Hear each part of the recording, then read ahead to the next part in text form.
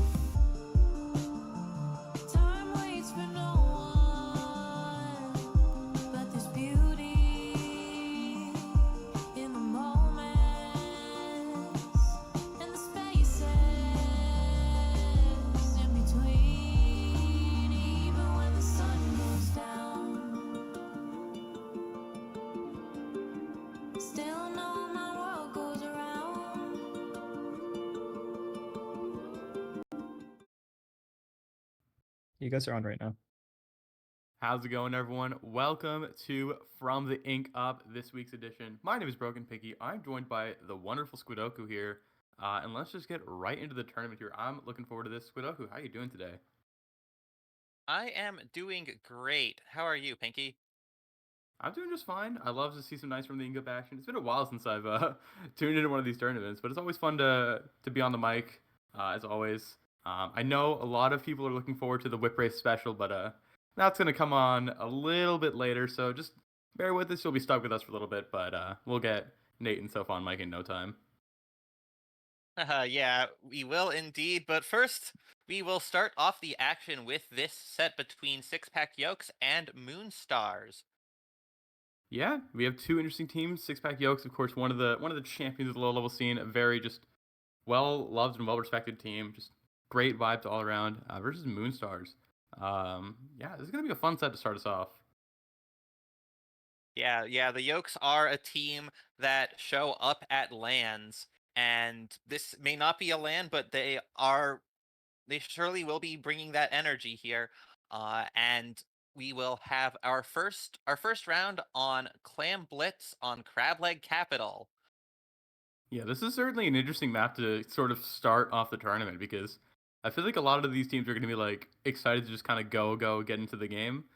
And that doesn't always play the best on this map because it can be kind of slower paced, very neutral heavy.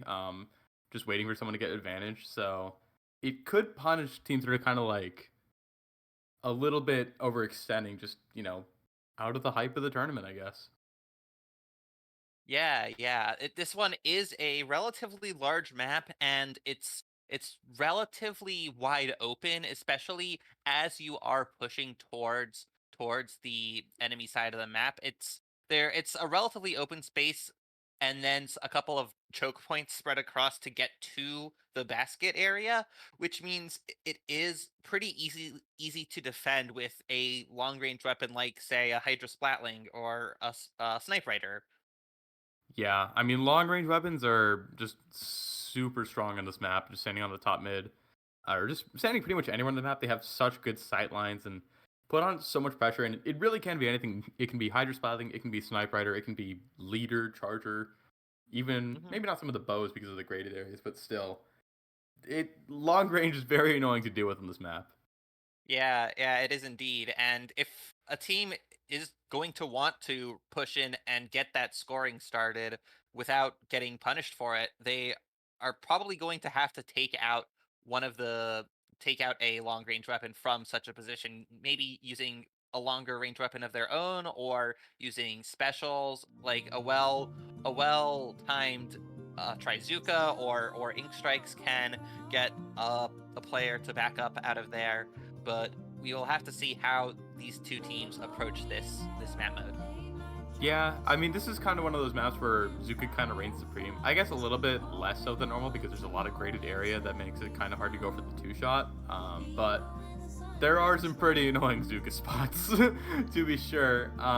So strong Zuka, strong backline, just strong long range in general can get a lot of key picks that makes it annoying to push in. As for like actually pushing in yourself, like you mentioned, the tri strikes are really strong for sort of clearing the way, but it is kind of hard because a lot of times teams are just going to be funneling up that ramp to try and get scores in. So even using some of the sides of the map can be really beneficial to sort of pry the enemy defenses away from that choke point of a ramp. Yeah, absolutely. But yeah, it sounds like we should be getting into things real fast. These teams are just selecting their weapons. A few more to go, and we should be getting right into it. Starting the tournament off. Horns are sounding right now. Let's get into it here. First set of FCIU. Flamblets on Crableg. We have Six Pack Yotes. We have Moonstars. Let's get right into it. Let's get into it indeed. The weapons these teams are bringing on the side of Six Pack Yokes. There's the Sploosh coming out from Six. Interesting. A bit of an unconventional pick here, but you're going to want to watch out for that if you are Moonstars. But Moonstars here coming out with the double sword team comp, using the Wiper Deco with the beacons and missiles. The missiles could be a good choice to take out of the backline, that being the heavy edit on Six Pack Yokes. Yeah, I mean, interesting comps all around. I like the double Splatana build that Moonstar is going with here. On the side of Six Pack Yokes, like you said, we do have the Swoosh, very short range comp for both these teams, although Moonstar's notably has more range, has great poking power from the power of the CRB. And already going to be coming into great effect, getting the pick onto that two-shot. Machine is hiding down here in this area, but being chased by all teams that are going to get taken down. Yeah, that machine does go down. Is able to come right back with a cooler and does still have that rehab bomb available. Trying to punish the Viper here and successfully doing so, preventing Moonstars from having that foothold there on the Drake. Moonstar still trying to put together that push. They do make a power clamp, but they aren't able to push in, and now the Yokes have multiple specials ready, including that hammer coming out, getting a pick, going for another, not quite able to get it though, but making their way onto the flag. Yeah, it seems like both these teams are kind of playing table tennis with who has the map control right now, just going back and forth, back and forth. Right now, Six Pack Yokes has a lot of the map gains in favor of Moonstars, has a lot more players in mid, and that's going to lead them to push up a little bit slowly but surely, trying to move their way forward. Dynamic economy on both sides is pretty even. The player, man advantage on both sides is pretty even. It's just about converting all the regions together to get a score right now, and both these teams have been kind of struggling to do that in this first half.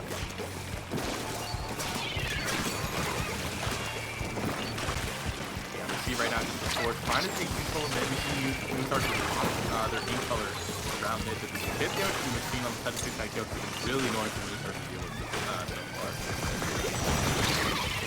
Yeah, they've been putting a lot of pressure on, and here comes that hammer again, but gets taken out by the Kraken. That custom range blaster on the side of Moonstar. Being able to exert pressure in a lot of different ways. The CRV being a relatively popular weapon since its introduction. But the Viper does go down again, and oh no, that is the Stamper going down. And here we see Gogo trying to hold off the Six Pack Yokes. Do have a power clan of their own now, as well as several more clans being held by that plumbing. Yeah, Six Pack Yokes starting to build that clan economy. Has a good amount of control in mid right now. Just has to put the final pieces together, get a few more picks to get onto the enemy plat. Moonstar trying to play defensively as much as possible. They're going to find a few picks on Six Pack Yokes to start to act into themselves, but they did lose that power trim they built up just a bit ago. So both of these teams really struggling to get a push finalize all the way to the other side of the map. Six Pack Yokes continues to go a few more players down, but they still have control of their power clam. Specials are starting to come online for Moonstar, so Six Pack Yokes really have to focus on staying alive, especially in the cracking space. But he's going to find one big, he's going to try to find two, and it's all from the map. Yeah, going down for it, but that does allow the Moonstars to come in and score the first points of this game after more than 3 minutes. They do get that one power clam in, but it doesn't look like they are getting any more. However, that might still be enough to win the game if the Yokes aren't able to put together a push that is making more than that. But now that the line has been run, the Six Pack Yokes do know that they could still take the lead with only a power clam plus one more. The Sploosh using the hammer, going down for it, and now here we see that heavy edit, putting out the cooler, giving the team something better to fight with, or some more confidence in their fighting, that is to say. But it's not getting anything done just yet, and now the missiles coming out from that Viper deck out are taking that heavy edit out of the position. Yeah, right now Six Pack Yokes playing very defensively, trying to keep as many players alive as possible. But unfortunately, the chips are down right now. 50 seconds to go. Moonstar is the only one that has a score on the board. 80 is the point to beat. If they can't just do a power clam, they have to get an extra clam in there alongside it. And he goes for 3 down to the crucial point of the game. They still have their pity clam alive, so they at least have some resources to push back in. But Moonstar is gassing forward, trying to take all the space they can with 30 seconds to go. A lot of the specials from Six Pack Yokes are being used just to get the back at mid. That means that their chances of pushing are going to be even further. So this is a rough spot for Six Pack Yokes. It's probably going to have to happen in overtime, but they can still do it, especially if they're going to get a few picks like they are now. Yeah, Blur using those missiles to try and pull them back, but Six Pack Yokes are still coming in. Here comes the Trizuka coming out. They will try to get more picks with that. No, the shot does go down though, and there's only a few seconds left, plus overtime if the Six Pack Yokes are triggering it. Yes, they do.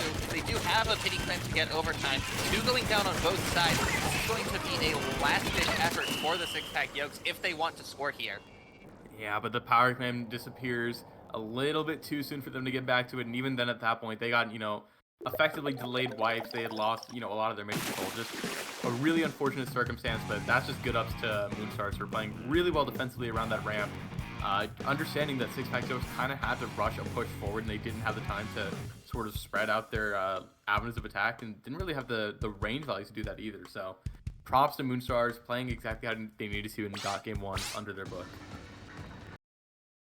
Yeah, that was a bit of a scrappy game. Lots of chip damage, fizzy bombs, machine shots coming out, wiper shots coming out the whole time, burst bombs, all sorts of low damage, chip damage really that would need to combine and work together to get the picks and get the teams in. And with the Moonstars able to capitalize off of that Kraken going in, getting multiple picks, that really, that kind of push is what allowed them to get through the defenses of the Six Pack Yokes and get to the best enough to make that score and to take game one. Yeah, I mean, Kraken is very effective at, displacing the enemy team. I've heard it described as being kind of like a shepherd, just shooing the sheep away from where they want to be into where you want them to be. And in the case of Moonstars, that was out of the way of the objective line, so to speak. And that made their path to scoring that power claim all the much easier, and it led them to winning that game. So props to them. They knew what they needed to do. Next map is going to be Tower Control and Undertow Spillway. And I expect those area effect weapons from that last game, being the machine on Six Pack Yokes and the range blaster from Moonstars, to be very scary this time.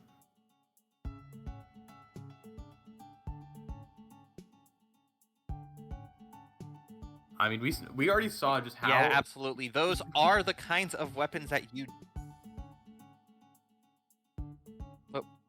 Yeah, those are the kinds of weapons that you do like to see on Tower Control. The ones that you do like to use because they are so strong at controlling the tower and controlling... preventing the other team from taking it if they're anywhere nearby. So now we see, looks like the same comp coming out from both sides, I believe. Yeah, same comps on both sides. Both the teams pretty, acutely aware of what they want to run. This is a bit of an awkward hammer map here for Six, but I think she's just wants to boost, and you know what? Props her, it's a fun weapon. Can't really fault her for that. So let's just get right away. I have experience on the boost myself, and it is a fun weapon. You can really get stuff done by sneaking around, being a rat, trying to just get up on your enemy, give them a hug. Now, neither team has really the power. The Six Pack Yokes have touched it, but they haven't actually really used it very far. Now that just getting to the first checkpoint, it's a very early first checkpoint here on Undertow Spillway.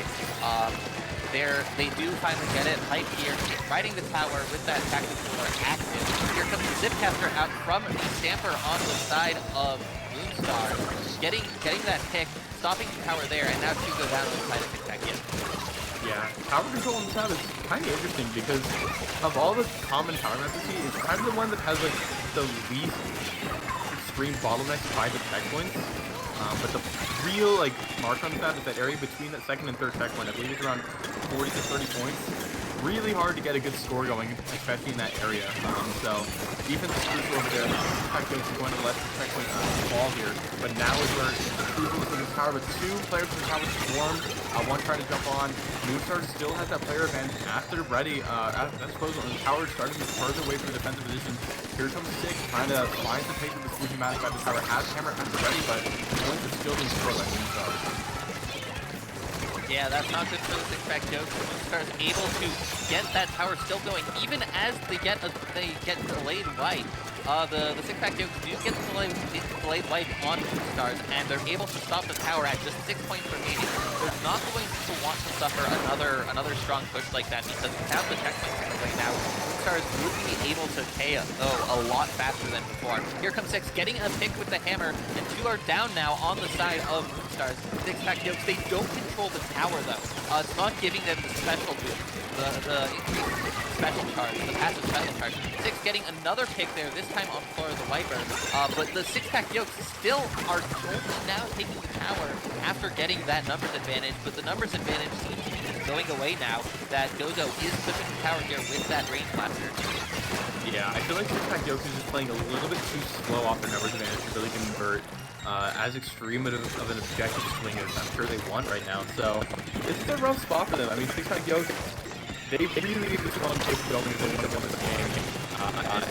Right now, it's not quite been, the dominance is not falling in their favor, but it's still far too close to call. We have 2 minutes left in this game.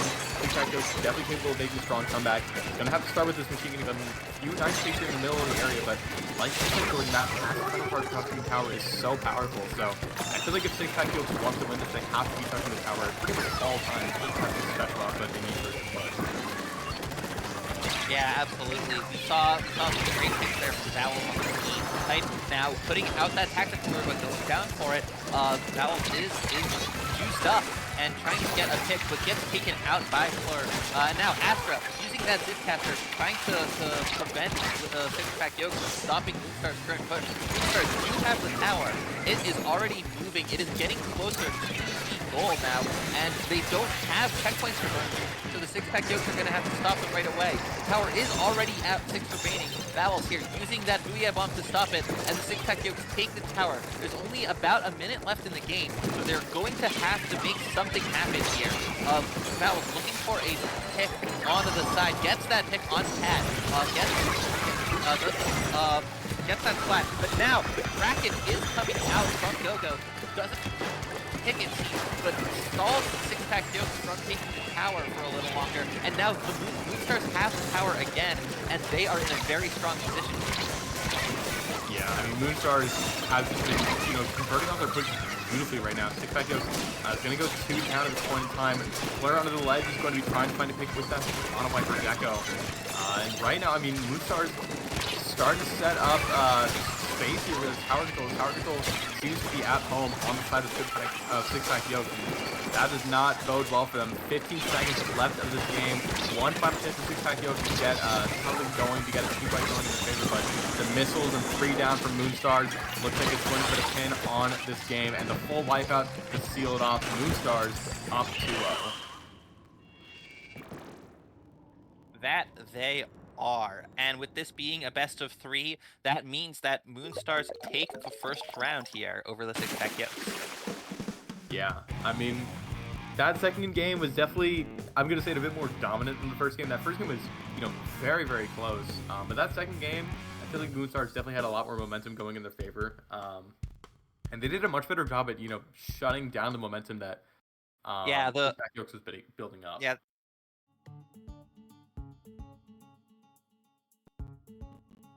Yeah, absolutely. Moonstars, they just kept the pressure on there. They held the tower really as much as they could, and they got the special charge, the special advantage that the tower gives them, as well as just pushing through those checkpoints early so that the next time they had the tower, they didn't have to go through the checkpoints, and that it didn't increase their lead necessarily, but what it did do is that it kept the fight happening on Six-Pack Yoke's side of the map, and by staying alive, by not getting wipes, they were able to keep the fight happening in the places that they wanted it to be happening.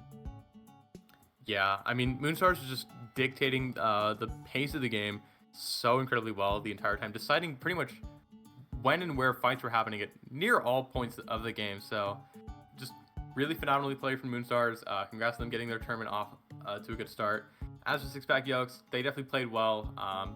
Sucks to see them, lose in round 1 pools, but I'm sure they're just here to have a good time. Six-Pack Yokes is a team, just about the vibes, and truly they're wonderful people. So I hope that they're having a good night, and I hope they continue to have fun playing this game. Yeah, and they do have the advantage of being in a group with only 3 teams. So that means that they are guaranteed, if they continue to play, to get into one of the 3 brackets here, which has got to be comforting for them. Yeah, absolutely. Always another chance to play more Splatoon. I'm sure they're excited about that. However, in order for more Splatoon to be streamed, we are going to have to go to just a little bit of a short break, so make sure not to go anywhere, but when we come back, we'll be ready with round 2 of From the Ink Up, so don't go anywhere. We'll see you guys in a bit.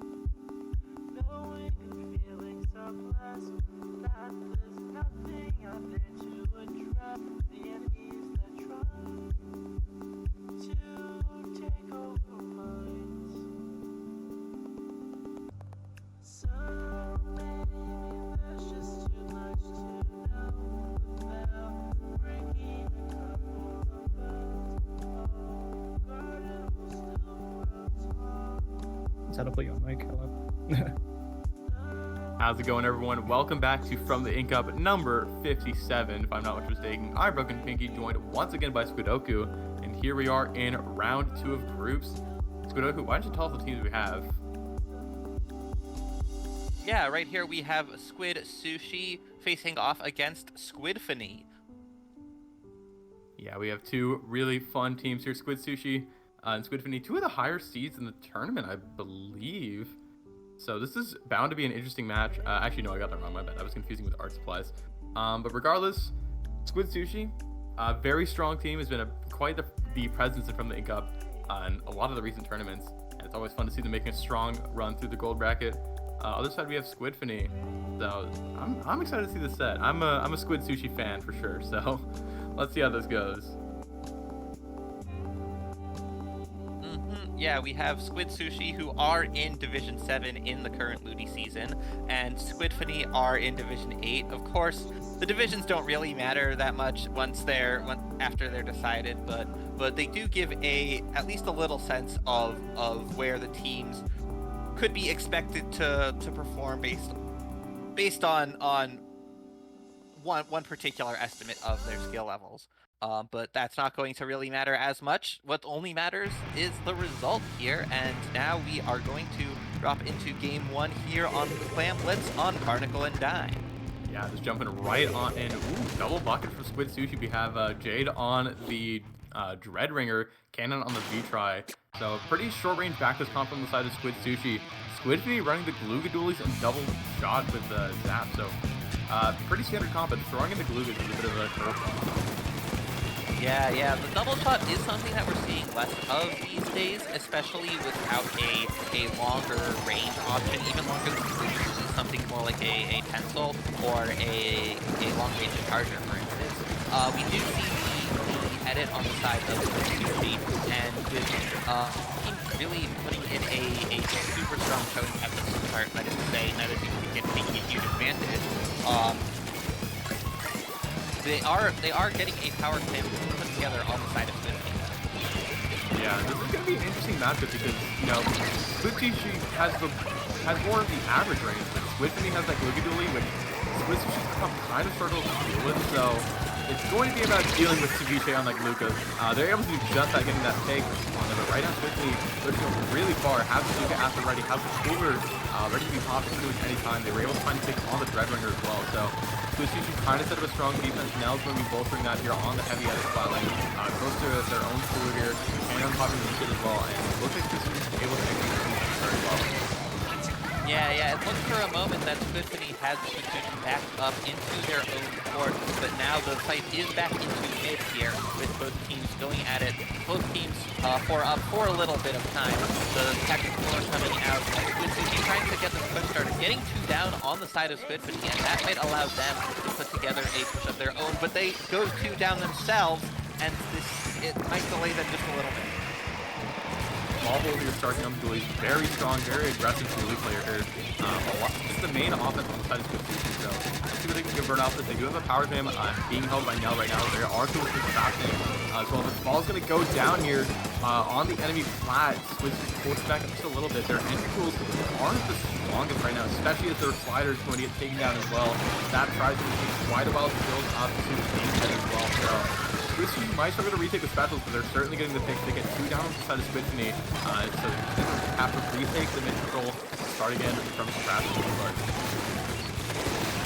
That big kill. Squid Sushi getting those specials here, that Inkjet and that Reef Slider coming out. The ball carrier was taken out though, but Squid Sushi are able to hold on to it and get that score. They in fact get 2 power claims scored in the 3rd one as well. And so Squid Sushi putting it together after quite a while, after more than half the game, half of the regular time. Squid Sushi are able to put together that push to get 3 power claims, and while they go 3 down, they don't wipe completely for it, which means they're still able to hold onto the presence in mid and prevent Squidfany from immediately returning with an extra strong push of their own. However, we do see that Guya bomb coming out, and Squidfany are pushing forward here. Let's see the Gugas using that wall, getting a pick. However, Squidfany are going to be down for it, and they aren't going to make it all the way to the basket.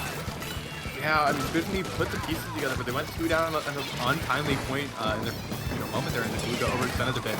Squid Sushi capitalized on that great lead, to be able to get 3 great picks, and now, I mean, Squid Sushi, they're up 60 points, a minute and a half to go, and they have a ton of matches right now, so it is kind of in the core, but they get Zuka collateraled, and the Zuka player finds a triple for their troubles.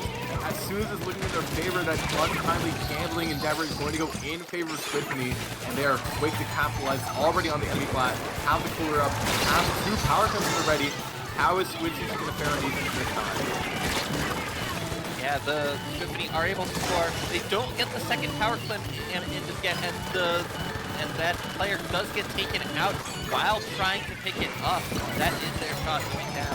And so Squidfney, they aren't able to get more than just a few claims in past that first power climb, and it appears that they did lose their pity clam. They tried to bring it in to get that score, but they didn't get both of the clams in.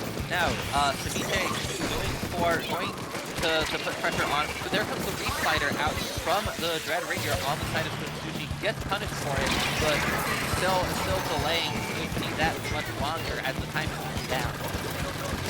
Yeah, Squidfney right now about 47 or 48 score points behind in the lead. So 2 power claims, 3 regular claims is what they need to get the lead going in their favor, and they're gonna have to put it all together in overtime here. While Squid Sushi has the entirety of the map in their control, Nell is gonna get taken out while through the cooler, though cannot close to Inkhead. If he can get it, that would be huge for Squid Sushi. 10 seconds to go. It's going to come down to all the picks. It's going to come down to overtime. Let's see what is going to happen. Specials are essentially off the board right now. Zuka's gonna get popped. Inkhead's gonna get popped as well. Trying to find any and all picks they can. 3 versus 3, but Squid Sushi just needs to stall for time just a little bit longer, about 15 more seconds, and this game will be under wraps here right now. And they're gonna break the barrier to put a pin in it. Yeah, crucially, Squidfney had that power clam made. They had lost their pity clam earlier. They made a new power clam to trigger overtime. In fact, they almost lost it earlier on. The clam was blinking there, but they picked it up to hold onto overtime. Unfortunately for them, though, Squid Sushi had a power clam of their own, and they managed to push all the way to score that clam, and there is the fist bump coming out. Yeah, I mean, Squid Sushi's got to be feeling good about that one. That was a... Yeah, here's that replay. Wow. Very high pressure situation, you know, in the overtime, but just one strong push from Squid Sushi, 3 power clams, and 2 very solid stints of defense, and just good neutral play in general was able to get Squid Sushi that job done in just game 1, but that was, you know, definitely still pretty tense. Squidfney definitely had signs of brilliance there, just wasn't quite able to put it all together in that game, but they still have one last chance to put it all together in game 2 of the sets. Yeah, they are going to need to make they're going to need to score more than Squid Sushi if they're going to win, which seems pretty self-evident, but it can be hard to execute on sometimes. Here on Humpback Pump Track, the baskets are relatively close together, and there isn't a lot in the way between them. Only that dome, that distinctive dome in the mid of Humpback Pump Track here. And so how the teams are going to navigate that will be key here on game 2. Yeah, this is one of those maps that I got some beef with this map for sure. From Splatoon 2, they brought it back. I was like, why? But I don't know, it's interesting just because like the checks go down pretty fast, and then really once the checks go down, it's just kind of, you just got to paint the red carpet for your team. And they just hold forward to the podium, and it makes for, you know, a fun, you know, Rainmaker match to watch. Not necessarily as fun to play in my opinion, but just, it's a game that is never decided, because even a lead to like 3 points can get challenged with the right overtime push and with the right usage of specials like Ink Vac or Big Bubbler. So this is going to be on the razor's edge pretty much the whole 5 minutes. So this is a really interesting game too in the sets. Right. Yeah. Humpback Rainmaker here. Yeah. The important part is getting past that checkpoint. We're likely to see both teams get to the checkpoints. It's relatively easy to break the checkpoint on Humpback here, but getting past it and how far you can get past it is the crucial part. Yeah, it's going to be all about that checkpoint and how you can convert off it. Very radically different comp here on the side of Squidfney. Well, not radically different, but switching out the Gluga and one of their shots for having a proper backline with the tri-stringer and the machine there to hit around those corners there. K9 though on the tri-slaughter and Jay on the Red Ringer. Gotta be loving this map pick. This is such a slot map in every sense of the word, and I'd imagine they're really happy to see it. Yeah, absolutely. That tri-slaughter coming out, and the Looney gets picked off by K9. K9 does go down with another trade though, and that's 3 down on the side of Squidgy. So Squidgy get that first checkpoint very early. Yeah, just getting a checkpoint broken in about 30 seconds, super nice. And Jade painting the path with the reslider. Booyah Bomb is going to stall the push just a little bit here, but Fall still, protecting the Rainmaker area right now. K9 going in with the shark, trying to find any and all push he can. He's going to find a pick on the Lumi. Nell's going to go down while carrying the Rainmaker, but Squidzy still has the numbers advantage, and they force one to jump back into spawn, so they can easily regroup and get the Rainmaker going back in their favor. Yeah, they have a very strong position in this area on the side of Squidfini. They do lose the Rainmaker though, but they have gotten it to 25 remaining, which is a relatively good score. It isn't, however, quite to the point of that ink rail, and that ink rail is a key marker here, a key point of reference for where to get the Rainmaker, and they do get it one more point here, but they go down for it, and now Squidfini has all of that magenta paint around there, all of that ink, and that allows them to take the Rainmaker. They are free around to their right side here, pulling all of Squid Sushi in that direction, and even though they still do have it close to their checkpoint, they're going to try to bring it in that direction towards the checkpoint.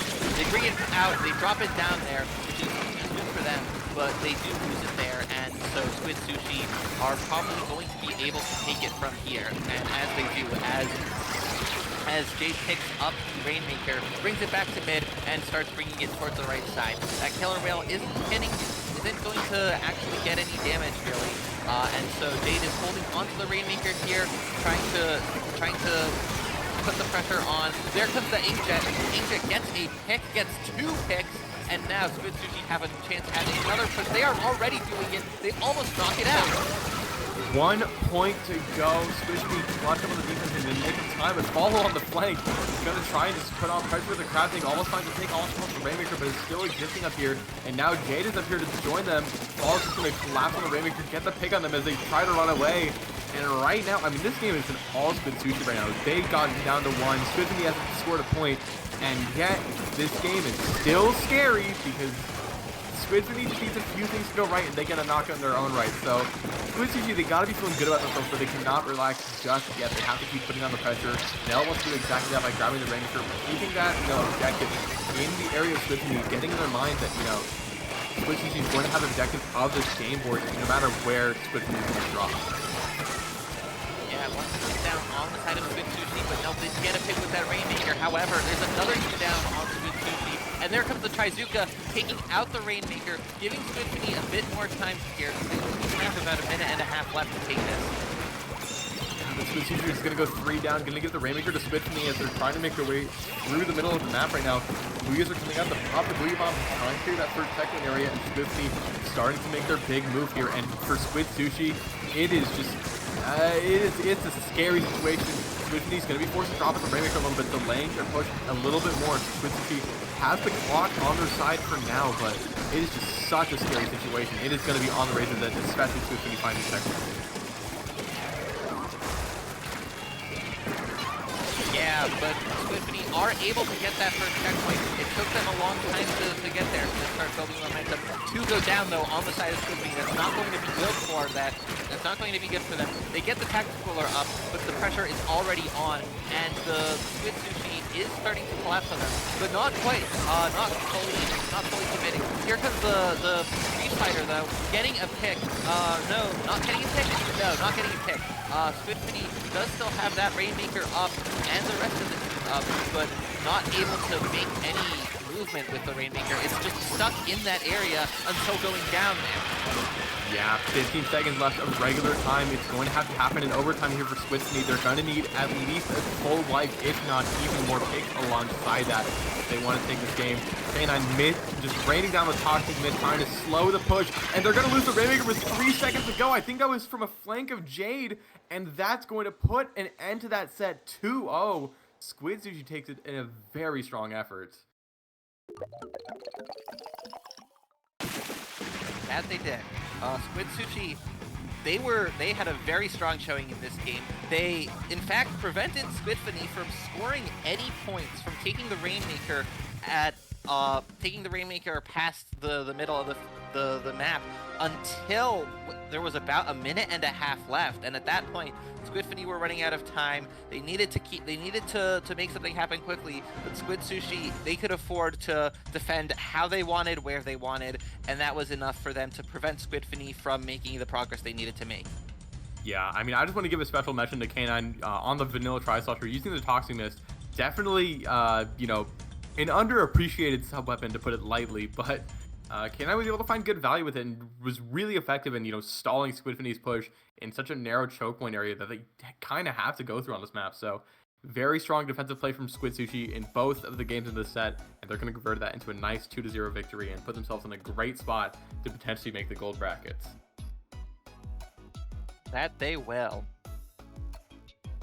But with that being said, we're going to go on one last little break before we head on to round 3, the final set of the group stage. So make sure not to go anywhere. Groups is almost done, but we got one more set to go. So we'll see you guys in just a little bit.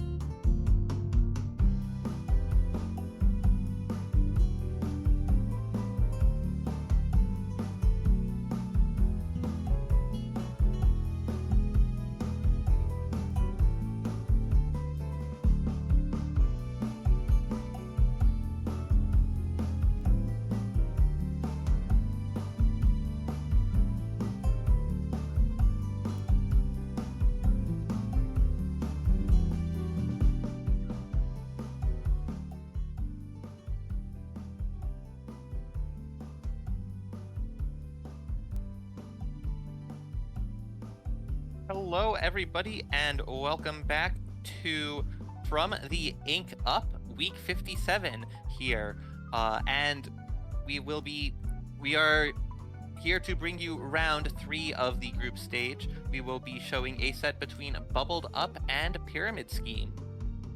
Yeah, this is going to be a fun set here. Both these teams are 2-0, Seed 8 and Seed 9. So these two teams are, expected to be pretty close on the cusp of either making gold or silver bracket. And fittingly, this set decides which team makes gold, which team makes silver. So we're going to have one heck of a set in our hands. Both these teams are going to be duking it out, trying to get into that upper bracket. But regardless, these teams are guaranteed to play further on in this tournament. Either way, I'm excited to just get right into things. That is right. Yeah, we have these two teams. We will be starting off on Tower Control on Inkblot Art Academy.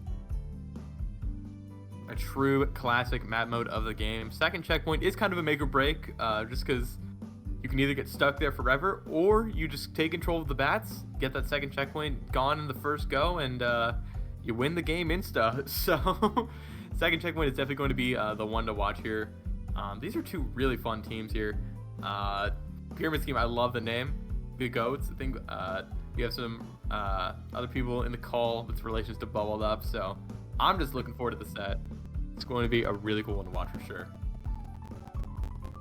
Yeah, we will be getting into it right away. Yeah, game 1 here, round 3 of groups, the final round of groups, deciding which of Pyramid Scheme and Bubbled Up is going to make alpha bracket. Let's take a look at these comps. Interesting stuff. We're seeing Double Shot, Heavy Edit, and Slosher. Slosher coming up on both sides here, but one of these teams going to be rocking the Snipe Rider and the Vanilla Flat Doors.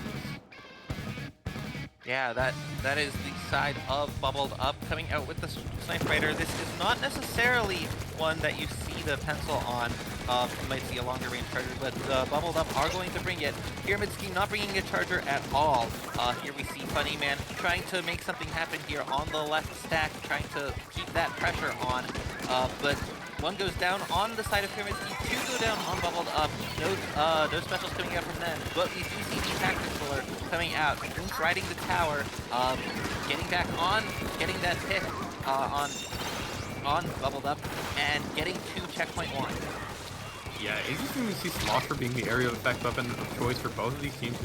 I mean, I'm always loving to see a range blast whenever I can, but regardless, Pyramid Scheme, making things work here. Already have the first checkpoint under their belt, moving quickly onto the second, and this V-Shot player, Rainy, running straight for that Sniper Rider player. He's going to find a pick as well, and already Pyramid Scheme has checkpoint 2. They have 3 picks on Bubbled Up, a delayed wipe on them, actually no, just a full-on wipe out here.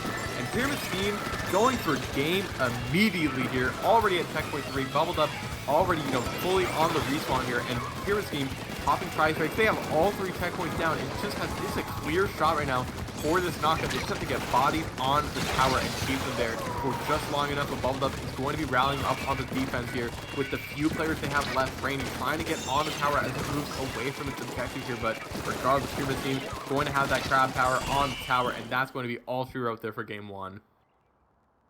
Yeah, that was a relatively quick game. Pyramid Scheme able to make it all the way in one push. It wasn't constant. There were a few moments where they did drop off the tower to let up the pressure just to make sure they don't go down, but Bubbled Up were not able to stop that push, and Pyramid Scheme takes the first game of the set. Yeah, just that instant replay. Just Pyramid Scheme very good at, was so good at cycling players in and out of the front line of Bubbled Up, to make sure that the Pyramid Scheme still had players alive and healthy, and still kept that pressure going without, sacrificing teammates to get spotted there. And I mean, just cycling players in and out, keeping that aggression going, keeping that pressure on the side of Bubbled Up was just a very effective mean of keeping that tower moving forward. And just, I mean, it worked for them brilliantly. It was a 1 push, about a minute and a half total on the game time. Exactly what they wanted here.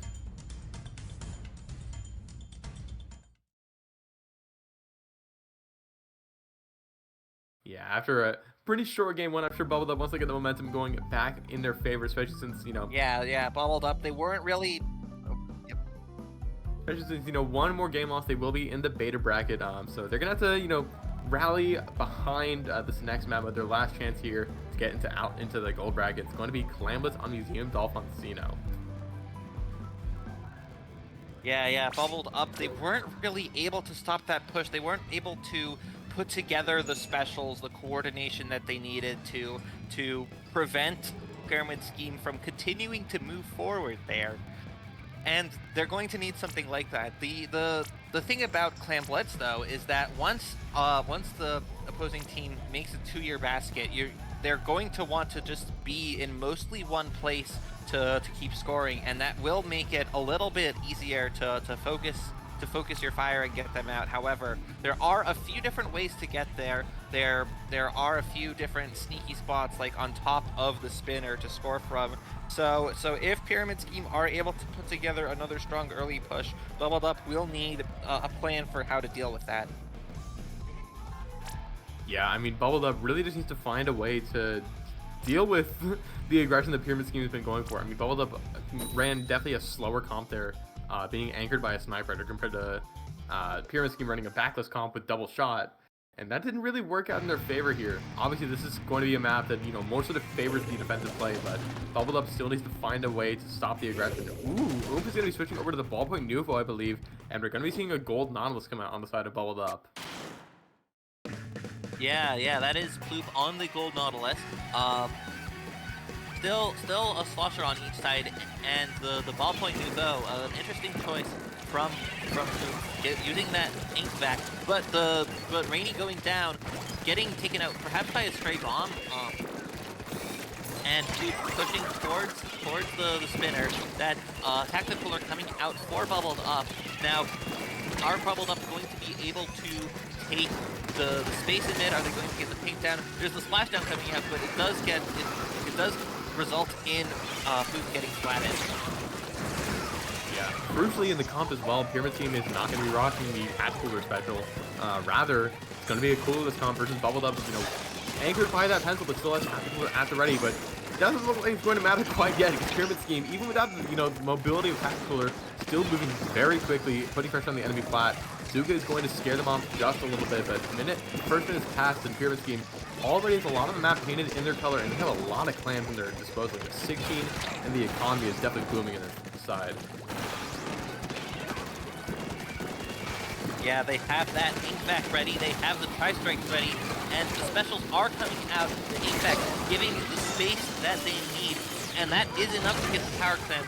And even with a slat, Dapples is not able to get that tactical Tactical Alert out, tries to use it, but gets splatted before by the HVAC. Now, Pyramid Scheme still has more clans to go. That ballpoint up there, trying to get more splats, trying to hold that space. Pyramid Scheme still scoring. They are down to 62 remaining. They've gotten 6 more clams in since scoring that first power clam, but that isn't quite enough to continue the push. And now Dapple's able to get that Tactical Alert out to give Bubbled Up a chance to push back into mid. Yeah, Pyramid Scheme definitely got a very strong push there, 62 points on their total. But notably, I feel like 60 points is a very important threshold to get past because, Bubbled Up can still get the lead with just 2 power claims, which in the grand scheme of things is not out of the realm of possibility here. So Pyramid Scheme definitely wants to go back and try and get more points on the board if they can. They're doing exactly that. Rainy getting on the enemy plot quite early with the V-shot, plus having a Zook at the ready, and they have Inkback and Tri-Strike at their disposal whenever they want them. Splashman's going to stall things just a little bit here, and it's going to convert into 2 picks on the side of Bubbled Up. So Bubbled Up pretty strong on the defense in this game, forcing the Inkback getting popped early as well. So Bubbled Up, things are starting to go into favor a little bit more. It's just about how well can they put the pieces together and get a push of their own going. Yeah, Funny Man does go down, but getting 2 picks with the help of that Inkback is allowing Pyramid Scheme to still stay in relative control of mid. Bubbled Up aren't really able to push forward, aren't able to get the picks. In fact, they go 2 down themselves, go 3 down, and now Pyramid Scheme, they are going to get the wipeout, and they have a lot of clams in their possession, putting together that power clam, and now they are going to score a whole lot more. They had a small enough penalty that they're able to start scoring real points right away, already down to just 40 remaining. And so Pyramid Scheme, even though they use up all the clams that they had and they go 2 down, they're still able to hold onto mid now with an even bigger lead. Yeah, and now that lead sits at 40, and that is a much more comfortable lead than what it was sitting at before, because now Bubbled Up needs 3 power claims and then something else, and that is a very tall ask on a map like Museum that is as defender favored on the enemy side as it is. This pencil is going to be able to find a pick on one of the shots on the side of Pyramid Scheme to try and open the game up just a little bit. All the picks on the shots for Bubbled Up are so incredibly valuable because Zuka is very strong on this map, but it feels like Pyramid Scheme, even despite not having tactical alerts, keeps popping up like whack-a-mole. Every time you take one down, 2 more come from opposite directions to swarm you. Yeah, that's right. And now Swoop gets taken out by Rainy on the shot here, it looks like. Rainy getting another pick on Dapples, trying for a third, does get the trade here, and now Pyramid Scheme are able to stay in control of mid as they have for basically the vast majority of this game. They now have 2 power clams, and Bubbled Up has 2 as well, but one of them is the Pity clan of Pyramid Scheme. If they are able to score those 2 power clams, that will bring them all the way down to 20 remaining. Here the specials are coming out from Bubbled Up, but 3 getting picked off, and now Pyramid Scheme are in prime position to start scoring yet again. They do get both of those power clams in, and they are down to 20 points remaining. Yeah, I mean, it's still not out of the realm of possibility quite yet for Bubbled Up. They can still do this. Oh, an extra clam goes in to try and deny the overtime. Overtime is still going to start there for Bubbled Up. They have about 10 or 15 seconds left to go all the way to make that long voyage across the map. They're going to have to, hope for a miracle at this point, to be quite honest. Zuka's going to get popped, the Zuka player is going to go down. Splashdown happens on the enemy plat to try and clear out the path for Bubbled Up to push forward, but it's not going to be enough. And Pyramid Scheme in back-to-back shutout games is going to be taking the set 2-0 and punching their ticket to gold bracket.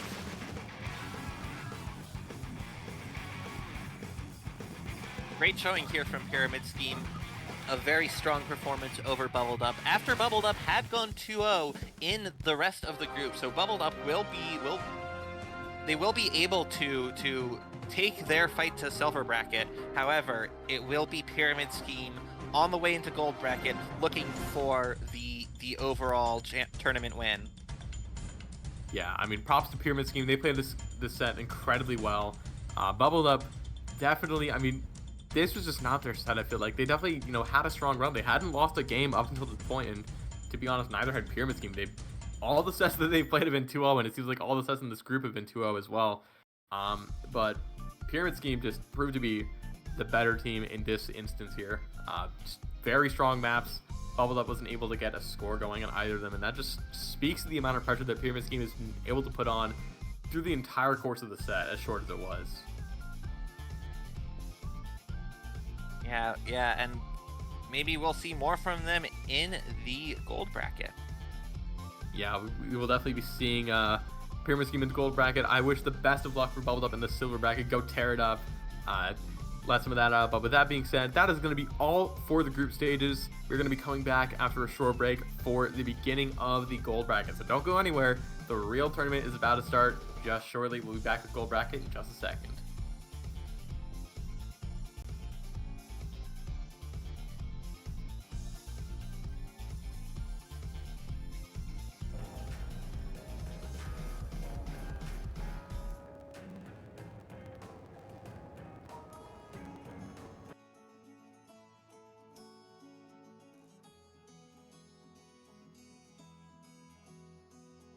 Life's a losing game when you don't play.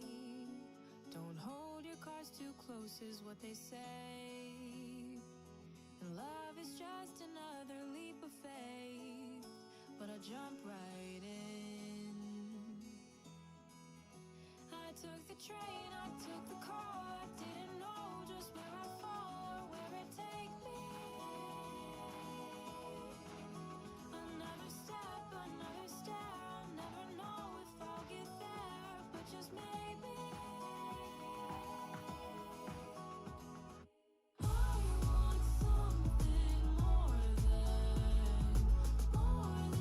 restless mornings, getting by so boring.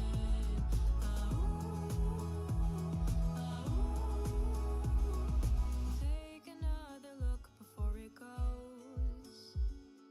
Days are only footprints in the snow. How far away can I walk till I'm way too far from home? I wish I knew, I wish I knew. Oh, you want something more than restless mornings, getting by so boring.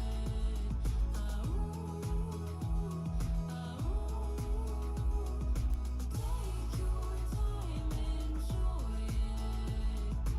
Every fleeting moment, getting by so boring.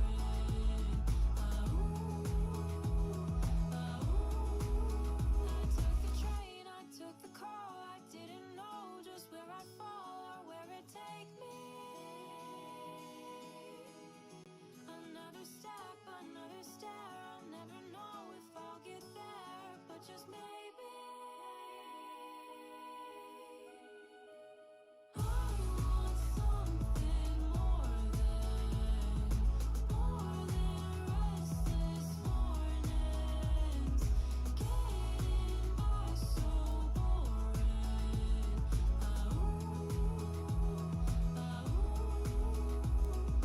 Take your time, enjoy it. Every fleeting moment, getting by so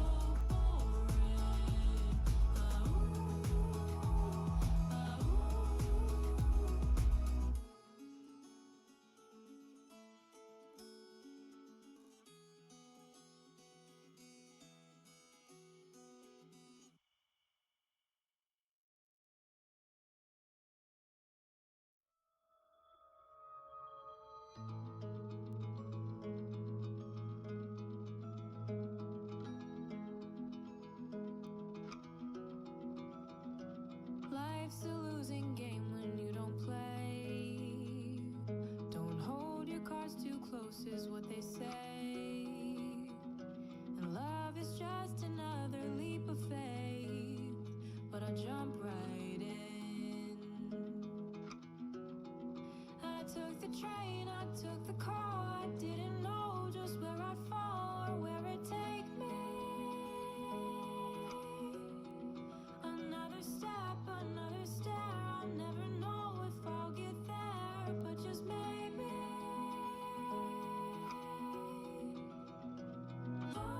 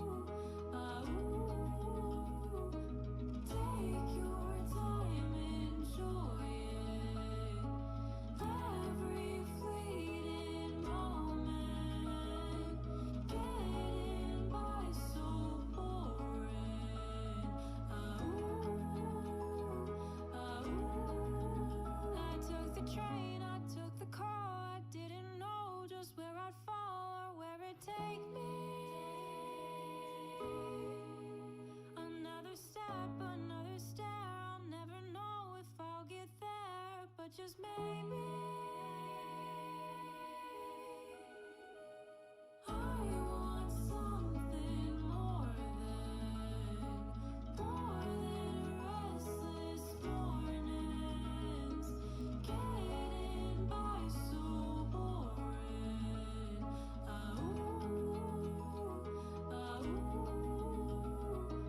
Take your time, enjoy it. Every fleeting moment, getting by so boring.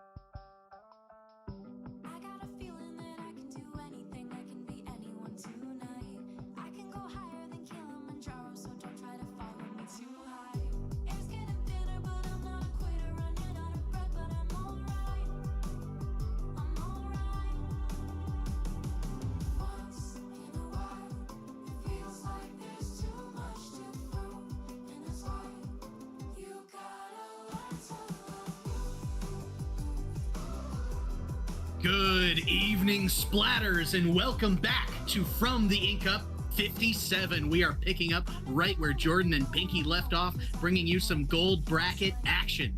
My name is Sofa King, captain of the Whip Rays, and I'm back again on the mic for the finale of yet another FTIU. But tonight, y'all are in for a treat. The commentary debut of fellow Whip Ray, Nate the Great. How you feeling, Nate?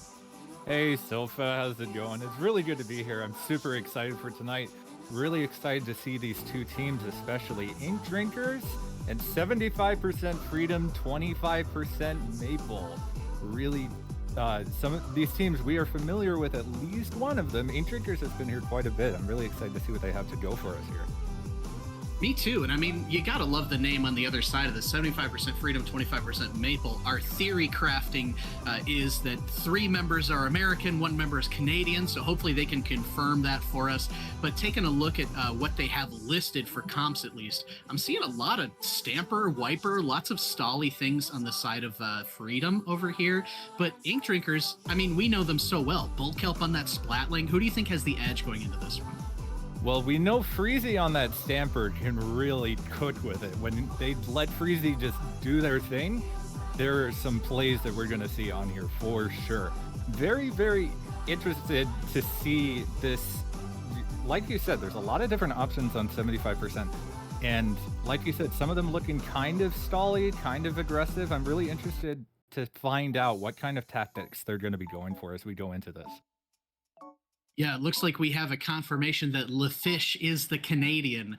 So the one odd person out as we get ready to get started here. Only 8 teams are left in this single elimination bracket, and this round is best of 3. I am super excited to see us get underway with Game 1, Round 1, Rainmaker on Museum. And looking at these early comps, what are you thinking, Nate? Double sword coming out on the side of 75%. Bulk Help on the Charger, not something I usually see from them. We usually expect a Splatling, probably a map-based pick, maybe looking for the back to do something as Kraken is going to be getting cooler out here really soon, trying to get something going for the team here. Yeah, it looks like we're kind of in neutral, building up special, coolered up for Freedom, but one will go down as LaFish and the other sword are trying to just hold some space on the right-hand side here. Now, Nate, ooh, we see a nice Zuka pick coming out from Freezy. You talked about how aggressive they are on offense. Is that going to be the key to Ink Drinkers' win here? Yeah, as we can see, Freezy's here pushing up, looking for one on this blaster. Gets one cleanly, gets traded out though, but this is looking pretty good for Ink Drinkers as they have their cooler up. They're getting these trades, and you can see the map is starting to look a little bit more yellow, though. This Hammer, though, going to get 1 pick on Panda. Hoping to get 2 at this throw. Gets another one. Huge pit, 2 down. They're going to look to push up here. Now, LaFish is trying to pinch in mid. The blaster does go down. Looks like they overextended just a teensy bit, but there's still a lot of blue on the map, and my goodness, Freedom was just able to shut that down so quickly. Yeah, we're going to see this push getting started. We're not quite close to a special, and the specials are coming out from Freezy here, trying to kill this push as quickly as possible. Getting pushed back a little bit, though, by this blaster on the right-hand side, as Freezy manages to get the pick cleanly. It gets 2, looking for the rain, maybe 3 here. Almost triple there by Freezy. Really, really good stuff. Kraken's just stuck in the corner, gonna hope to stall this out for their team just a little bit longer and keep this push from Ink Drinkers from coming back in. No checks flipped on either side. 90 seconds have passed as we see Flame getting a nice pick there, traded out by the bomb, but only the shot, or only the charger on Ink Drinkers is left, as it looks as though Freedom is going to get the checkpoint here with 2 minutes passed in the game, 3 remaining. Really, really, really solid stuff from 75%. Quickly taking that shot. They're going to make a run for it here. Going to get some points here really quickly. The Zuga's going to stop them, though. Still even here, though. We're looking for Ink Drinkers to get some kind of push going. It looks like Zuga's about to come out. Almost trying to make a run for it there as the bat comes out. Trying to take a little space, get this spinner back. Good trades by Freezy, and that's going to be the last down for 75%. Probably going to be the end of that push there. Yeah, they've still got mid, though, so it's going to be kind of tough for the Drinkers to break back in as Kraken will get a really nice pick on the machine there. They're still holding a lot of nice pressure up front. Now, Nate, if you're Ink Drinkers looking at their comp, what's your go button? What's your plan to get back into mid? You need to have something to deal with this Stamper and Blaster combo. It's a really nasty combo. As you see, this Blaster is just going to jump in and try to get a pick as quickly as possible with this Cooler. Not quite going to get it, though. Maybe an opportunity here for Ink Drinkers. This Zuka going to get another one. Bit of a stagger happening, but with Cooler, it may not be quite enough if they don't capitalize on this really quickly. Freezy, again, pushing up here very, very quickly, trying to get something going here with the Zuka. They do get the Stamper, and that was key for them. Really key hit for them, though, but with 2 down, may have to wait for a little bit and regroup here. Freezy's kind of in an awkward spot, though, trying to pull some attention back here and slow down the push as they can get back into mid. Yeah, that was a nice stall, but it was able to allow Ink Drinkers to get back onto their plat here, but Freedom still has total control with that clock ticking down as Jags is going to be poking up on plat. We see the other wiper go down off screen, getting a nice trade out there. Jags is forced to back up as their edit will go down as well, and Drinkers, man, despite some of these nice picks they're getting, they just cannot seem to find an advantage state now. Yeah, this long-range pressure from both the Blaster and the Stamper really making things difficult for them to even exist. You might wonder if they're kind of winning in weapon select. Nice direct by the Blaster as they drop off the ledge there. Still really, really strong stuff from 75%. Completely agreed. As Flame is pressing up, we see Jags with that Zipcaster at the ready, ducking and diving, but is going to get shut down a bit overextended, giving the Drinkers a bit of an opening here. As Bulk, ooh, I thought they had that pick right there. But I mean, still, they're looking to find a way to get back in. Flame is still haunting around this plat. It seems as though they're just having a hard time pressing out, but Freezy, ice cold, getting a pick, forcing a jump out, and trying to make a play for mid here. You can see that there's finally a little bit of breathing room for Ink Drinkers, but as that clock is ticking down, just 40 seconds left, they really need to get some momentum going. Back's gonna come out, not usually the strongest offensive special, but might give Freezy enough space to get 1, get 2 almost with the team. Need to clear this one on the right, this Blaster, clear this out and get on their plat as quickly as possible. Nice pick, gets it. They're probably looking for check here, and if they keep this statter up, this could be really, really big. Really nice push by the Drinkers, making this interesting with 20 seconds to go. Bull Kill getting set up on plat, but the NZAP will go down off your screen. Traded out, giving numbers back to neutral here as Bull is trying to find something. Vice going in, trying to find a crucial pick. 2 will go down for Freedom. The Wiper has the hammer at the ready. That's going to be the main thing stopping you from making this push. It goes in and goes down. Vice getting a second one, shipping it. The Ink Drinkers are trying to get forward to get a lead, but they will both go down. They, are not quite able to find the space that they need, and an outstanding game by Freedom to take game number 1.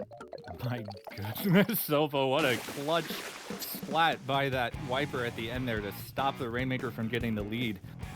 Gotta wonder as we go forward, maybe we saw some really good adjustments on the side of Ink Drinkers near the end there, getting that stagger, catching members of Freedom off guard as they tried to push in and get this pick, managed to just little by little work their way up the map. And that almost got the work done for them. Just like it was really down to just this critical fight at the end here with Vice holding this front, this hammer kind of giving 75% a little bit of space to kind of stay here in front of Rain. And then this really, really important double, triple by the Stamper and the Wiper to kind of close this out. Really, really well played at the end there. Yeah, that was a crazy pinch. I almost think if you're Drinkers, you want to play off that VAC in that overtime scenario, right? To just walk that VAC forward to try and cheese a lead there. But, I mean, if you're 75% Freedom, you get that push down to 18. That's money in the bank in Museum in most cases, and we saw that here. So if we're looking at the next game now, this is best 2 out of 3. So this is match point for Freedom, who's looking to make top 4 and from the ink up. Zones on Mako. Do you foresee any comp changes on either side? Zones on Mako is pretty decent, as we know, for Range Blaster, as we have our own, and we know that they really like that, being able to poke up on those stacks and poke under those ledges. I do wonder if we're going to see something to try to counter that really mid-rangey comp. We saw that Ink Drinkers was struggling quite a bit with their relatively shorter range weapons against the pressure that those mid-range weapons are able to put out, struggling to kind of stay together and get an opening when there is so much pressure coming out of those weapons. I wonder if we're going to see a swip to kind of maybe see some switches to counter those longer range weapons, give themselves a little bit more room to work with, especially on Mako, where it can be really helpful to have that pressure from those stacks to be able to kind of poke out from those that high ground and give ourselves more space to move around in. It'll be really interesting to see what we see here. Loading up into game 2, Splat Zones on Mako Mart. 75% freedom is looking to be 100% into top 4 here as we're loading into this game. I think Ink is going to be the name of the game. You said it. As we do see Bucket and a Not pick coming out from Bull, going faster for the drinkers. And on the other side, we do see a very similar double sword comp. Yeah, this Not pick is a really, really smart choice. The Rain being able to help control those lanes and kind of what can be a bit of a narrow midsection. And Wiper goes down early a bit and trades out the shot. Still pretty even here, but they're looking to push up on this stack really, really fast. Gets 1, gets 2. Gonna try and get Panda, and they do manage to get that. That's gonna be a delayed wipe on the side of Ink Drinkers, and 75% is looking to set up here with this cooler. Gonna get them a lot of space here. Yeah, they are juiced up as well, and they are looking for one trade or one clean pick, and these points are going to get super, super low. As we're looking at the one Canadian, we switch back over to Jags. One will go down, though, on the other side, giving Ink Drinkers a slight opening. The strikes and the rain coming out, not able to flip the zone, but one will go down, 2 will go down. A nice numbers advantage for Jags, as Jags is able to get another pick. One more coming through Freezer, and is going to go down, and the Drinkers still have not managed to flip this zone. This is looking a little rough here. Freezy kind of caught out here, now having to fight the Zip solo. They had a really good push on this left stack, but now with just people staggering out, this is not looking too good for Drinkers. Time is ticking away really fast, and if they don't just blitz the zone right now as another one goes down, it's looking like this is going to be all 75% Freedom and 25% Maple taking that last win to win the set and move on to the next round. They should change their name to 100% the zone, 0% the other team. That was way funnier in my head. But the Drinkers there, I think that the comp choice was a good idea. They just needed to slow down a little bit. You could almost feel the panic kind of coming through in their gameplay. As we look at this, I mean, a nice pick there to kind of flip it back. But then as you were saying, Freezy got kind of caught on this side. And in this scenario, you can't even trade here, right? You need to find a clean pick. But the worst thing happens is the zap gets you uncleanly, and that was just the game right there. You can't come back from that 3v4. You're forced to feed in and lose, and at that point, I mean, we're seeing 75% Freedom cruise to top 4. Yeah, that's right, Sofa. And, you know, we saw the Ink Drinkers have a really, really good shot at that left stack. We saw strikes go out, we saw rain go out, but it feels like they just, maybe something with the timing or some miscommunication. And we only saw 1 or 2 people go up there, and the Jags on the sword was able to get a really nice double to kind of pick them up as they kind of made their way up onto the stack one at a time. Maybe just needed a little bit more pressure, a little bit more attention over there. To be able to set up on that left stack and try to clear some space. Really, really well played on the side of 75% Freedom, getting those really key picks and managing to find their win here. Seeded 21st, but doing quite well outperforming their seed. As taking a look at what's going on in the rest of the tournament, looks like we got a lot of other sets that are locked in at 1-1. Sigma on screen and Pyramid Scheme is tied at 1. Land Crabs and Art Supplies, 2 very well-known teams, tied at 1-1. And Angel Inc. is down 0-1 to the Deep Sea Metro Surfers. We're going to take a slight break, folks, but we'll be back very shortly with semifinals of From the Ink Up 57. Don't go anywhere.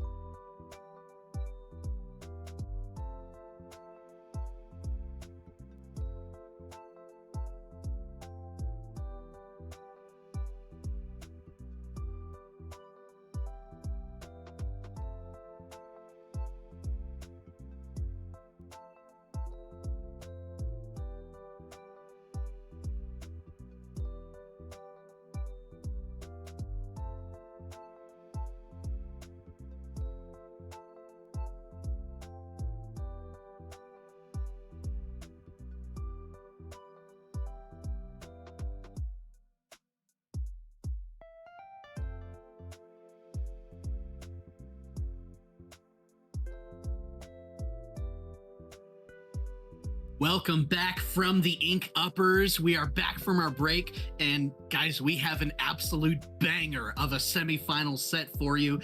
Top 4, Art Supplies versus the Deep Sea Metro Surfers. Let me lay it down for you. Silver bracket, 2 tournaments ago from the Ink Up Week 55. Art Supplies took home silver bracket title. Last from the Ink Up, number 56, Deep Sea Metro took home the silver title, and now they are both meeting in top 4. Nate, who do you think has the edge here? Pretty tough to say. Like you said, this is going to be a really, really nice set between these two teams. All strong players, as we know. Probably going to come down to just who is going to play these maps better, as we got Rainmaker on Crab-Led coming up next. Pretty, I would say sometimes a divisive pick for some people. I personally enjoy it a lot. Looking to see who's gonna the Rainmaker Crab-Led, very flexible map, right? You've got the left side is a perfectly valid route. Sometimes you can really pull people over that way. Whereas the right side, it's got that really big high ground that we're trying to look for to kind of hold down that side and get a big advantage going to be able to push through that grate, which could feel a bit slower, but can just be so hard to break back into. Yeah, agreed completely. And kind of off or on that same topic, Nate, when you're pushing on this map, you said you liked it. What's your preferred route? Do you think left is the right option, or do you think right is the left option? You know, it's kind of a trick question, right? Because the actual correct answer is you need to use both, right? And when it comes down to where the Rainmaker goes, you send most of your team, but at least one person has to take that other angle. Otherwise, the choke points are just too slow. It's absolutely impossible to get through. As we're going to get started with this real soon, Sofa. What do we think about that? Oh, I am excited to see these comps. We see Edit, Brush, Dapple, some very sharky weapons on either side, with Carbon coming out for the side of Art Supplies. Yeah, really interesting cooler choice. We don't see Dapples very often. B-Dapples especially. Really interested to see how these teams play out here. Gonna start in neutral for just a little bit, but we see one special coming out pretty soon, I think. As we're seeing this pick up on the right side. Very cool stuff happening here, so guys. Man, this is just a certified Nintendo Wi-Fi moment, but through it all, it looks as though Deep Sea Metro Surfers is able to get the early 2-0 advantage. Getting the checkpoint, Shay will trade that out for their life. I'm sure they think that is well worth it, which it is, as it looks like the push might be shut down for now. Now, you mentioned the dualies. How do they counter the dualies on the other side?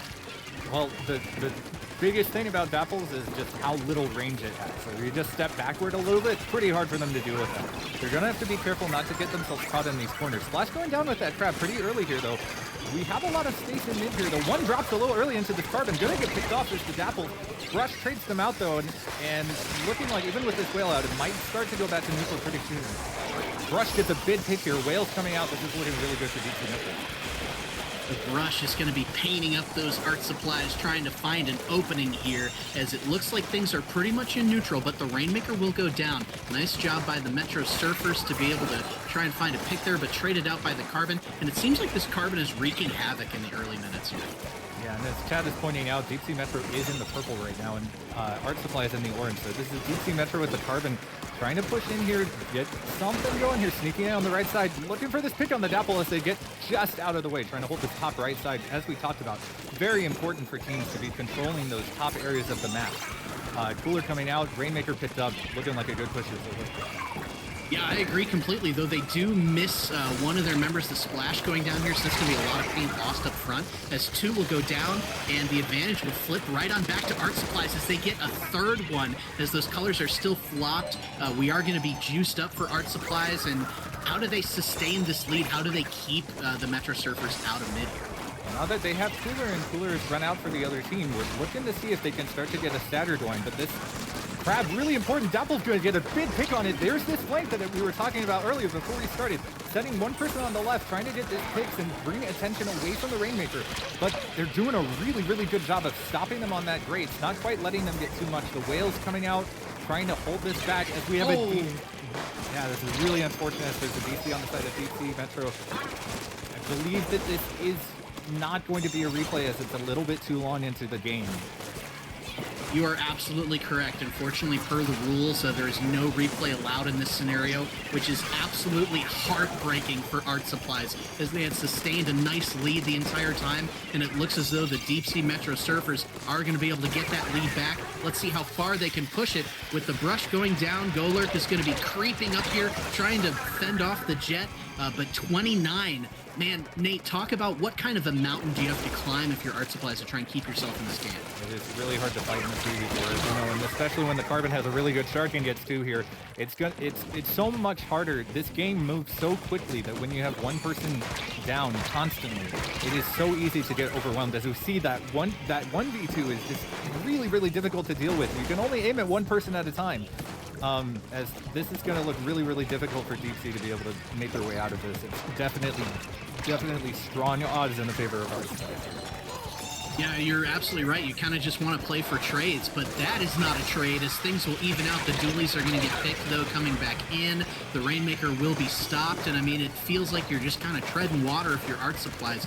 Really an unfortunate scenario, as the Carbon will be spotted trying to go into that pit, forced to jump out, but they're just willing to bide their time as we enter the final minute.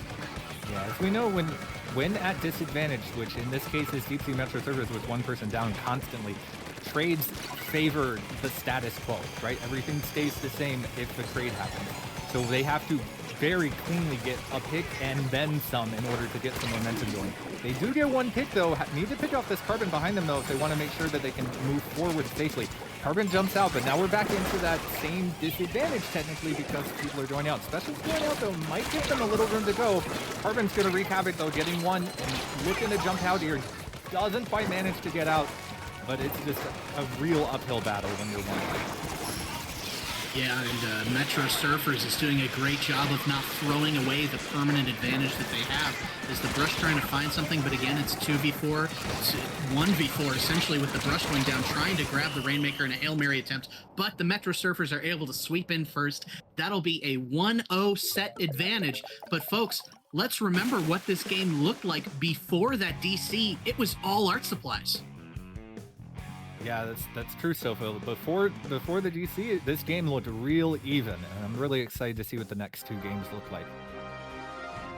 I think that if you're the team, it's all about how you react to it, right? Like, you can't let this DC completely derail your playstyle, your in-game behavior. So it'll be fascinating, as it always is, to see how each side reacts to what just happened. If it's going to give good momentum to the side that had all 4, if it's going to kind of completely derail the run, which we hope it doesn't for the side that had the DC. But I mean, we're moving on next to Clam Blitz on Scorch Gorge, which is a classic. Now, if we talk about the comps, do you think that the Brush Dapples combo can still work here? Brush Dapples is, on this map, I would say a little optimistic. We know that long-range weapons really love this map because of all of the big open spaces and high ground that is very, very difficult to traverse. You know, fights usually break down into these long hallways around top mid, right? The big castle in the middle of the map really splits the map into sections, and you have these fights that happen in basically the hallways around it. So long range weapons tend to do very well here. Given that it's Clam Blitz, though, you do see some teams go the mobility route, and then in that case, Brush can be really good trying to take that route along the grates and get around people quickly, getting behind the team and opening up a chance for their team to score if they're able to move in. I'll be interested to see if we see any changes and what those changes will be. I personally would imagine maybe the Brush stays, but I'm not sure if the Dapple is what they'll go for. You never really know, though. It could work in this scenario if they play it right. Yeah, and I think that the other thing, too, is like prior to the DC, Art Supplies was just getting some terrific pressure far up and not really giving up much space and disadvantage. So I would be super curious to see, like, on the map screen where those beacons are going in those early minutes, because I just think they were able to sustain holds for so long. So I wouldn't want them to lose that either necessarily. But you're right, if you're kind of getting bodied in mid, on Scorch, there's no place for the Dapples or the Brush to go. It's so hard for them to move and to pull off those flanks. So I'm interested to see what they'll do. Now, looking at their comps here, it looks as though the Dapples can also go for some longer range dualies, maybe even a Squiffer. Meanwhile, the Brush could go Carbon or Shot. But if you're the Deep Sea Metro Surfers, do you even change anything? It's kind of hard to say here. Again, it never helps when there's, a disconnect that kind of shakes your game plan up a little bit. And it is going to be very telling how this next game goes, whether that is going to kind of put a damper on their mental here, because the mental game is so strong. When you play a game this quickly and this fast that requires so much focus to perform right, you have to be on top of your game. And especially in semis with a shot at trying to win this tournament, you got to imagine the pressure is on, right? And so the more just consistent and comfortable you can be, the better. So they might go for a change in order to try to feel a bit better into the other comp, but we might even see the same picks go out if they are super comfortable with those weapons just to play their strength, right? Yeah, I'm with you there, as it seems like maybe we're having some DC troubles with getting the room back up. So we're just gonna entertain you. We don't need to watch Splatoon. This could just be the Sofa and Nate comedy hour, right? Who knows what kind of shenanigans we'll whip up for you. But I'm looking at the Metro Surfers, and it looks as though they do have a 5th person on their roster. I don't believe they're subbing them in, but that is always an option for them if they want to try and counter what's going on. At the end of the day, though, 1 DC in a best of 5 set is not going to be nearly as detrimental as it is in a best of 3 set. So I have high hopes that we're going to see a good match here. Yeah, let's take a look at these comps. They are sticking with the same comp that they went with, which is really, really cool to see. Both teams actually going with the same thing on this map. No changes to the matchups here. So going to be really interesting to see how we set up on this normally longer range map. Gonna see how these short range weapons try to fare in this kind of clan blitz style game where we're looking for high mobility instead of the area control. Yeah, agreed. As we see the Brush kind of coming in, trying to take space here, the Whale trying to chip as things are mostly in neutral for now, trying to take control of this crucial top mid, but we see the edit going down off your screen. Now this Brush kind of has to back up, as we talked about before. The mid battle is lost, so you have to find a place where you're not going to get kicked like that, as Looney Lex is going loony over here, trying to get an early push started for the purple team. Now, I believe our scoreboard isn't quite accurate. The Deep Sea Metro Surfers are up 1-0. I believe they're in purple, if I'm not mistaken, but it looks like they're rebuffed from the basket for now. Yeah, really, really impressive for Art Supplies to be able to hold off that push. It was looking really rough for them, though, but with this crab going up on top mid, we're going to see something happen really fast here. Looking to push up this ramp. There's the Carbon kind of pushing up. Going to maybe look for the crab. Gets the crab, though. Looking at this right side, we need to see DC Metro try to take this a little bit cleaner and clear out that right side. We saw really, really good effort pushing up there, but diving up onto that ramp too quickly when there's people around you is just asking to get pinched in mid. Yeah, and they have to play it carefully, right, with their comp, as we stated before, but we see a crab come out. Ooh, a nice pinch by the Dapples to get 2. Shay is going to clean up for the Art Supplies as an early push looks like it's imminent. If they can get a 4th for Shay, an outstanding quad, and that ball is going to be dumped in. So many clams coming in from the Dapples. Holy smokes, down to 65. If the edit can get in and put that below 60, which they do, that is looking like an outstanding push. The zap goes down for the Metro Surfers, traded back out. That basket is still going. It looks like Looney Lex is going to push them out for now, but what a great push for the Art Supplies. That is exactly the kind of play that this comp is looking to do. You get the Dapple in around the team, and they can just melt through the enemy. This Zuga looking to get one is getting some space as they pick off the Brush. One down. That beacon behind him maybe going to be a little bit scary as this Dapple is going to clean up again. Shay going absolutely crazy on this team, looking for that same play as earlier. Not quite going to be able to commit to it as hard, but man, Shay is just putting in some work here on the Dapple, giving us a great showing. I agree. Shay is looking for the Shay slaves. They're juiced up. Man, each side has so many clams. That crab getting shredded instantly, though, is going to kind of remove some special. But they're letting the edit just walk in on this side. Dueling with the blaster now is able to live, is probably... Oh, no. Yet another DC. It looks like Riley. Please leave McDonald's. Go back home, as one person is going to get picked. Oh, my dear. goodness. Oh my we goodness. just saw somebody fly up in the air. What happened? There it goes. And again, too late for a replay as 2 members of Art Supplies go down.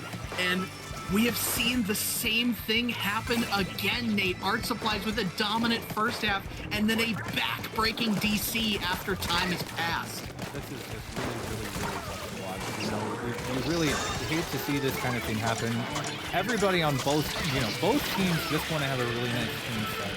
And it can be really tough when it feels like, it's Nintendo's netcode is going to just kind of decide who gets to win the game.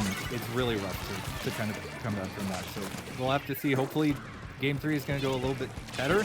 Art Supply is technically still with the lead, though, and if they're able to hold this off long enough, we could see some really insane plays happen, though. But with their one teammate down and the crab on their, pushing in with them, Whale may not be enough. Is stalling this out. Does get one, though.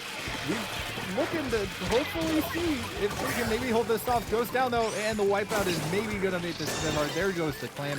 And finally, they really good effort by Art Supplies to hold back that push as long as humanly possible.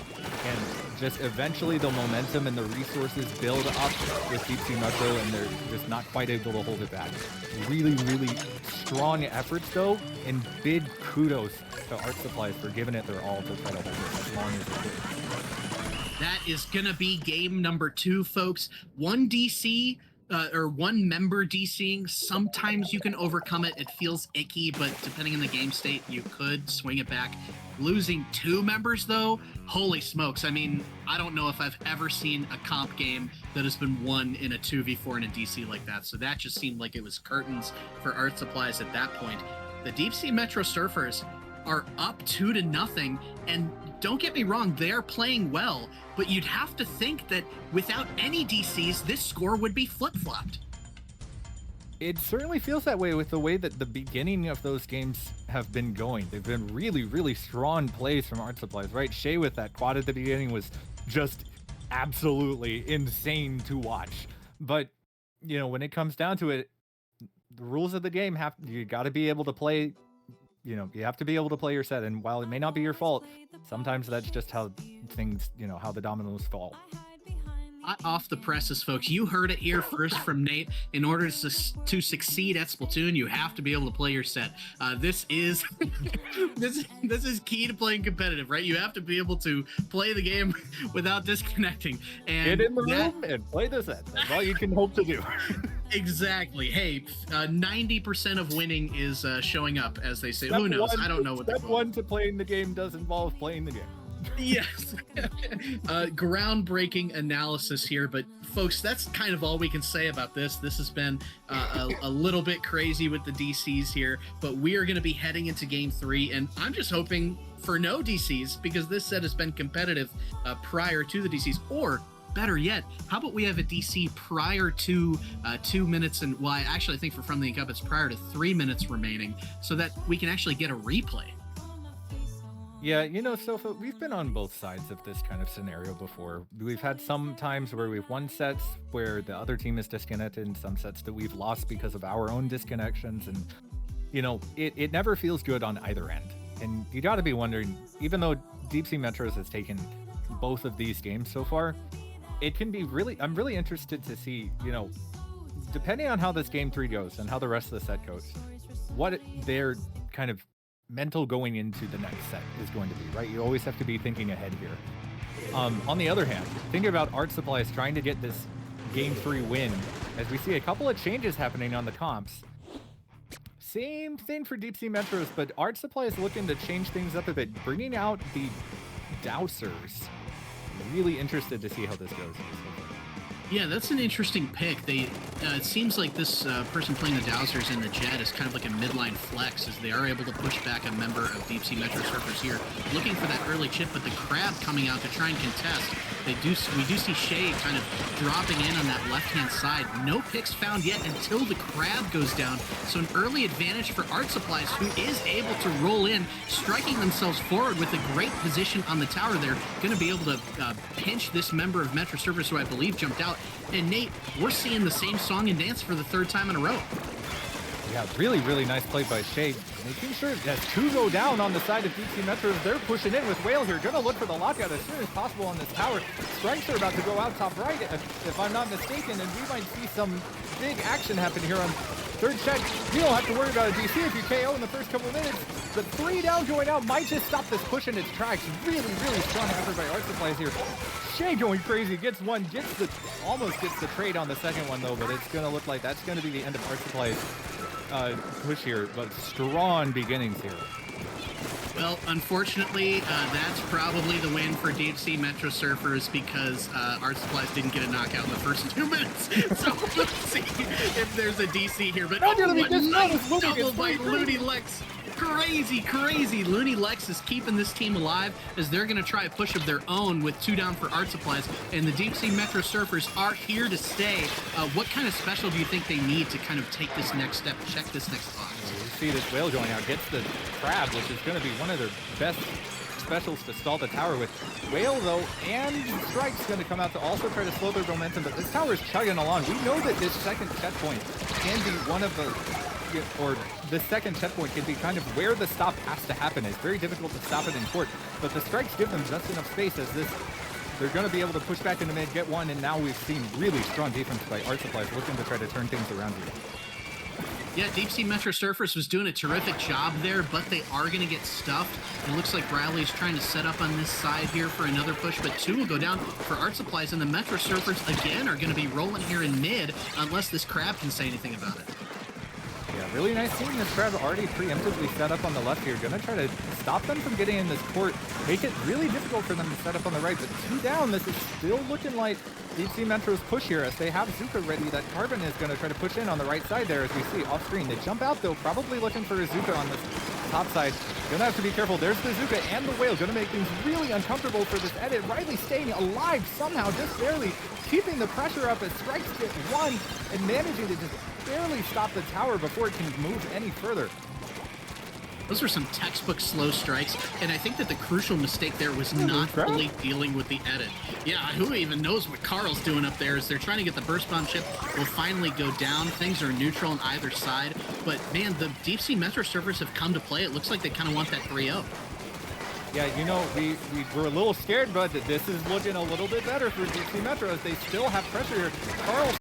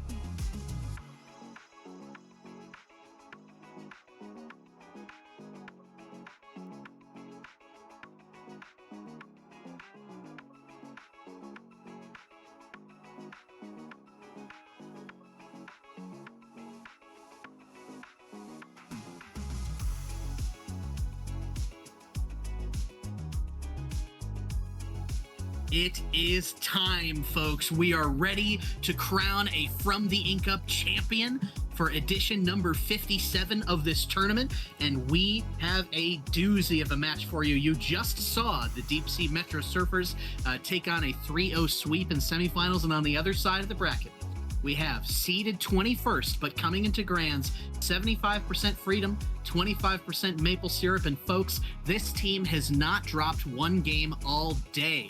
Can they go from seed number 21 to completing a perfect run?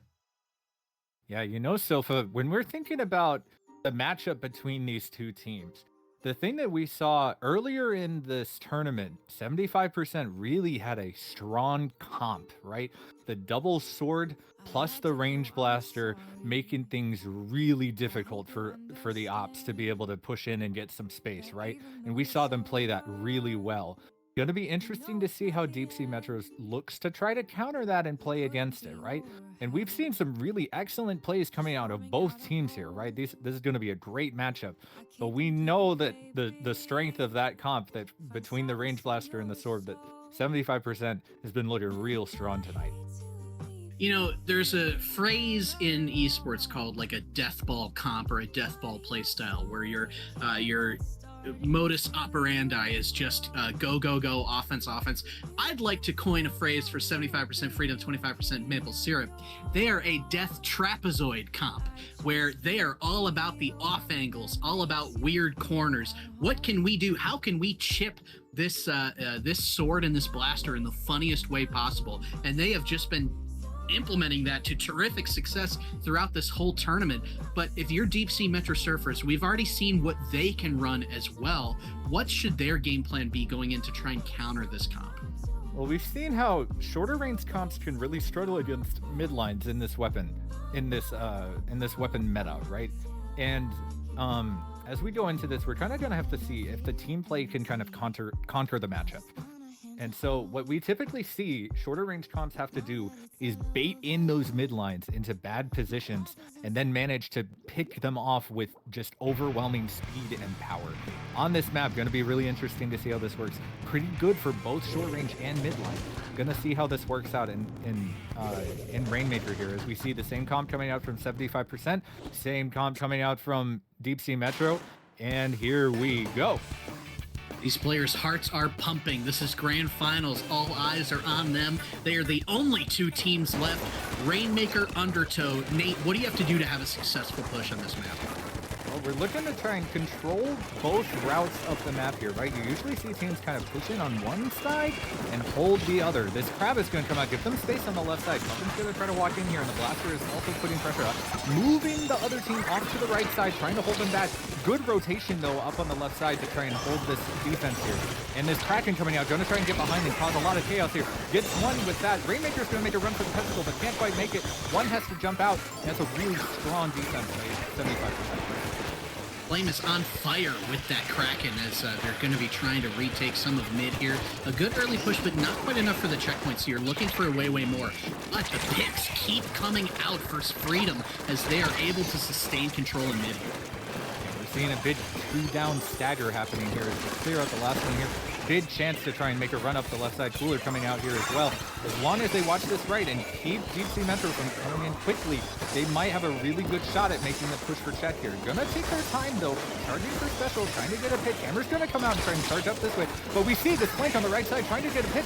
Doesn't quite get it though, and Carbon's gonna be last up. This is looking like checkpoint. Carbon's trying to run away and keep the lead. Did they get it? And now they're set up as two are still down on the side of Deep Sea Metro. Zipcaster coming out, Kraken coming out, looking to try and get this pick. They do stop the Rainmaker though, as it is 2 down on the side of 75% is maybe going to stop the momentum here. Yeah, not a fish has anything to say about it. Rolling forwards to get it to 31 despite the disadvantage. Nate, do you think 31 is enough to win? On this map, it's kind of up in the air. As we saw, things can go downhill in a hurry after that checkpoint has been breached. But Deep Sea Metro still hasn't quite gotten it. They need to still break out back into mid. 2 down, though, is looking really good. They're going to play for reset here, letting the Rainmaker make its way back to mid by itself. Looking to get this Cooler out. They have Crab. They have Whale. One going down. This is go, go, go time. I agree, as the Crab is going to try and find a nice chip there. Now they've got this side on the left wide open, but one will go down off your screen, presumably on the right, trying to get the checkpoint, which will open up this game for them. So they're going to lose numbers, but getting that check with half the game left to go is going to be crucial for them down the stretch. I am so in awe that Flame managed to get out of that alive. That was incredible.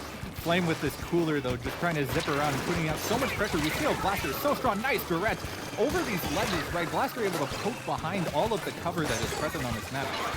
Big direct by Arch here. Whales coming out still pretty neutral here. Big scrappy fight in mid as both teams are trying to make something happen. Arch is diving in there with the Blaster. Gets one, trying to play like their front line even with the long rapid. Crazy plays here. Outstanding work by Ark, and especially with the Blaster that, like, it's not easy to be doing directs with the Rapid Pro, but still they are able to do it as we see specials being charged on both sides. Jags has been so strong all night, but we see a double ahead of you on screen.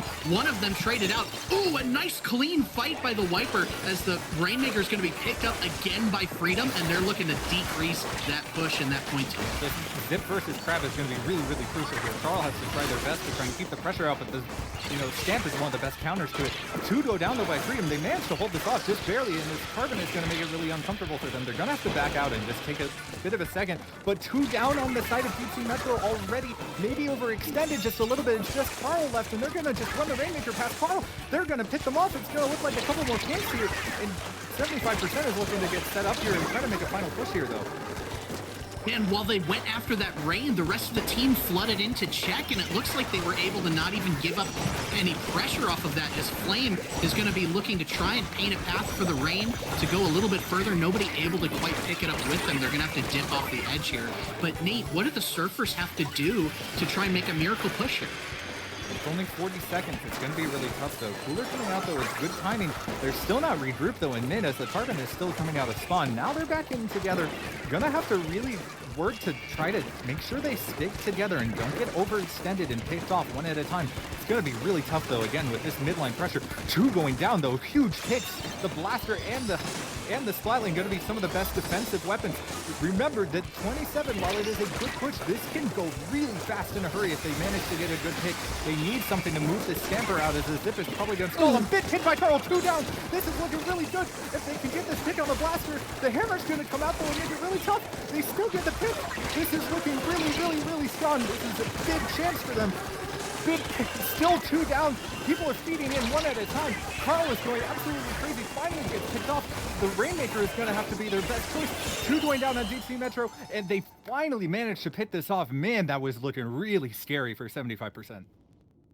Yeah, the Surfers were really giving them a run for their money there towards the end, and Freedom was able to win out with a nice stop there. Now, I was worried, right, when we saw two go down, when we saw that Blaster overextend, when we saw the Hammer not kind of instantly be able to do anything.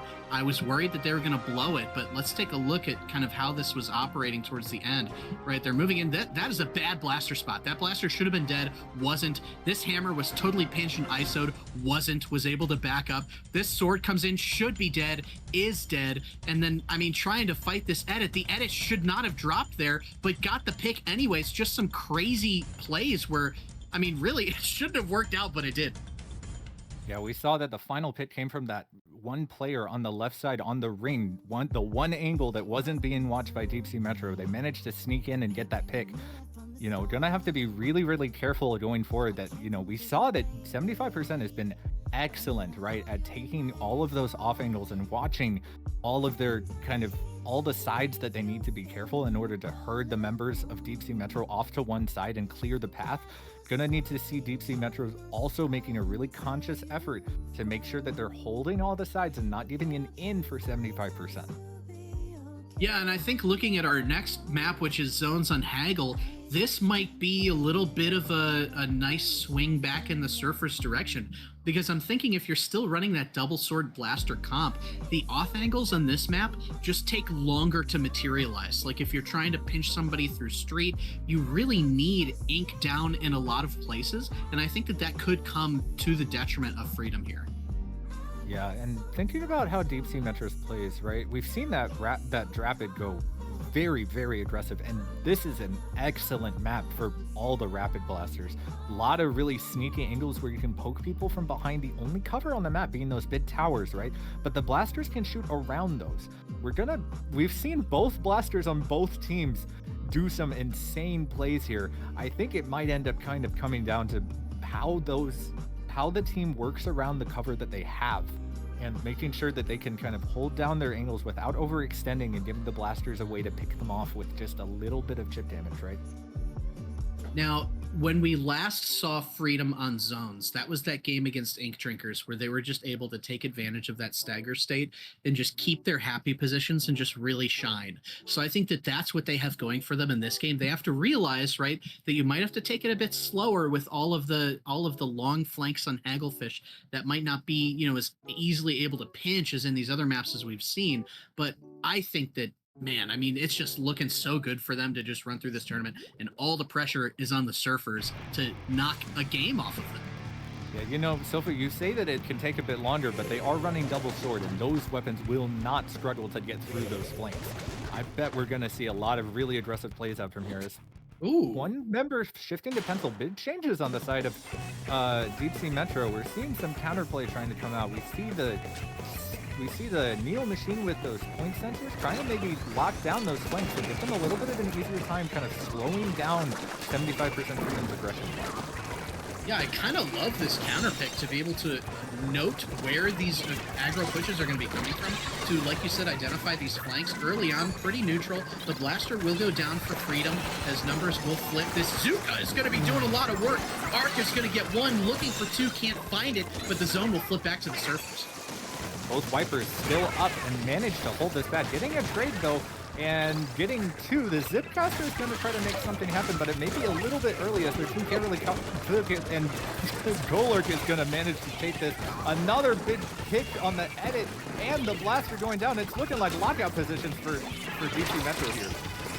Absolutely love it as we see Carl setting up in a really nice position, kind of wisely knowing, okay, I don't need to do too much, I just need to trade or get an easy baited pick here as the score is going down to the 40s, but this hammer is going to be trying. We see Fish aiming for this flank, trying to maybe bait out some eyes over there, is not able to get any takers on that. One will go down on the Surfers though, and now it's Freedom's time to push.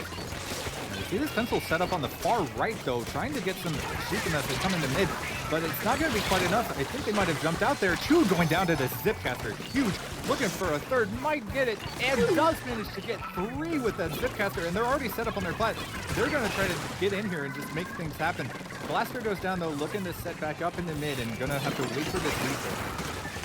Jags with the zigzags and the burst chip. They're trying to press down the pencil as well on that. Oh, Jags is getting another one clean. It's going to go for three. Is looking for the pencil. Is out of ink. Is not able to get that quad there. But holy moly, that is going to be a lead flip for sure as Carl will go down. That is the last thing you want to happen. The Zook is stuck on the side. That's two down. The Blaster's going to get a pick. And that is, whoa, how are they getting paint on the zone? I couldn't even see they were three down. But Flame is going to look to put an end cap on this game. Can they do it?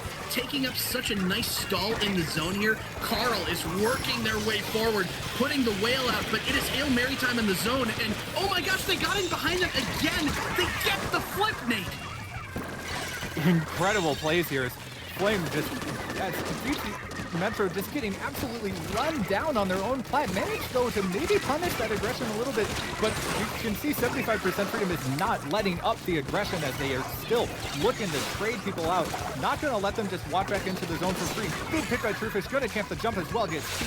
And they're going to have this hammer out, going to look for the pick on the pencil before their friend can come and get them. Not quite quick enough, but that's enough to back them up behind the zone again. Man, that was a really nice chip pick by Jags, who we have seen just be so strong throughout this game. But some really nice pressure still for the Surfers up front. And what we're seeing is the Surfers are pulling off some really nice flanks. And backwards of what we anticipated, Freedom is not quite able to get those flanks online, but the Blaster getting a nice trade there. Numbers will go back to Freedom. But Golurk with a terrific pick over there, trying to flip this zone back. There's a lot of penalty time, though, so they have to be patient. We can see that even though Deep Sea Metro is making really good plays to get around and make things happen, they're just not quite able to follow up with all of this pressure coming out from the Blaster and the Swords just absolutely feeding them back into their spawn. It's so difficult to deal with this kind of pressure when you just don't have the range to challenge it. You can see every time the special comes out with this really nice Zuka, they're getting the picks, they're getting the fights going, but it's so hard to sustain it as they just barely try to hold off the KO. It's looking like a battle when they managed to hold it just barely, managing to keep this back for another minute or so, looking to try to make this comeback. What a gritty effort by the Metro servers. Really terrific jump out there, knowing that they're one down, but one will go down for freedom as numbers will flip back. This is a crucial interaction here, and the Hammer's going to win it. Looking for two, but instead it's going to be a trade as another one will go down. Golurk trading again, trades back and forth, but you have to start getting some points down on this zone. Really nice work by Golurk here to stay alive. You cannot feed in despite this advantage as, man, those penalty points are ticking down. Nate, who do you think's going to take this one? Well, with DC Metro going one down in this critical last couple seconds here, it's going to be really difficult for them to hold down the 52 as well going down. The stagger is already starting, and this is the one moment where they cannot afford it. They have to hold the zone, but they're getting pushed back again by this big Zugas, maybe getting one, but the Viper's going to trade them out for it, and they're still down. It may not be enough, but with the pencil getting another pick, it may be quite enough. They're going to have to fight for the zone, 2 down on 75%, but it's not quite enough to cap the zone. Really, really strong efforts on both teams here, though. This is an insane set, even if it looks on paper like a 2-0. Yeah, we saw a much, much better performance from the Surfers that game than in the previous game. It just seemed like, man, every time that they would get up 2-0, it was just a little bit of sub-optimization in flipping that zone. We saw it towards the end of the game there too, but it's like, man, as soon as you get that advantage, your top priority has to be flipping this zone back if you can. But I mean, MVP Golurk just doing everything they could, just trying to flip this zone back. Some terrific Zukas that we saw. And on the other side too, Freedom with just some outstanding holds to always get the trade at the right time. I'm liking what I'm seeing here. Oh yeah, you know, what we're seeing here is that Deep Sea Metro, ideally with the pencil here, has the stability to be able to just put long range pressure on the zone and try to hold things with all the stability possible. But when you have a range blaster and 2 swords constantly running at you, chipping you down, pushing you away from your happy spots, it is so difficult to get the setup that you're talking about they need, right? And it is so difficult to just hold on to the spot and be able to regroup when there's just never a moment to breathe. Yeah, and they've been doing a terrific job at it. And I mean, now we're looking at 2-0. Like you said, the score doesn't tell the whole story, but the story right now is 75% Freedom is 1 win away from a perfect run in from the Ink Up and taking home the title. Clamblitz on Inkblot, do you think they can secure it here? I mean, if they keep up the same kind of game they've been playing, it is definitely on the table here. Clamblitz, Inkblot, very relatively neutral map. You can see a lot of different weapons working here, and right now with the way that their comp is playing, they absolutely have the tools needed to make this happen. Yeah, I think I'm with you. And I mean, the double sword comp, I kind of thought going into this, it's like, all right, Zones Haggle is probably going to be the weakest map for double sword. And I think we saw that there, right? Like the double sword blaster comp was definitely less effective on Haggle zones than on these other maps that we've seen them play on tonight. So I think Clamblitz on Inkblot is going to be the opposite. This is a terrific map for blaster double sword. I mean, if you're going to take a game off this team, it had to be that Zones Haggle game, and they weren't able to make it happen. Yeah, you know, Clamblitz, as opposed to Zones, tends to be a little bit more involved with kind of all parts of the map, really having to make sure that you kind of take the time to control. And we know that in Inkblot, it can be really easy to get kind of split. You have to make sure that your team is playing the angles to kind of hold one side of the map and then lock that down, and then hold the other side of the map and lock that down before you can make a push on their plat for the basket. But with the way that 75% Freedom has been playing, they have everything in their toolbox to be able to cover every single angle that Deep Sea is going to try to get. I think that if I'm Deep Sea Metro, I'm looking to try to, you know, kill the momentum of 75%, stick together a little bit more, try to position around my teammates, and make it impossible for them to get that moment, get that opportunity to pick off one of my friends and then mow down the team with pressure. I think you're spot on as far as what their goals should be going into this one. And we are going to be gearing up for a terrific game 3 here. Looking for the sweep is 75-25. We'll see if there's any comp changes on either side as we load up into Clan Blitz on Inkblot Art Academy. Yeah, we're seeing, if it ain't broke, don't fix it on the side of 75%. And back to the comfort picks for Deep Sea Metro. Maybe looking to just try and make something that feels better. Make it work for them as they're going to roll out into mid here, and we're going to see what this first interaction happens. Yeah, I'm interested to see how this goes because it seemed like the last comp that they ran had some increased success, but that could just be a zone tag thing. Who knows? As we see Golur kind of painting up here, looking for an early shark is Looney Lex, who has been so terrific in both of the stream sets that we've seen. Pressing up is Carl, getting a nice trade there, but Looney Lex won't be able to trade it back out as the edit's going to be rolling in a nice trade there as well, but numbers advantage slightly in favor of 75.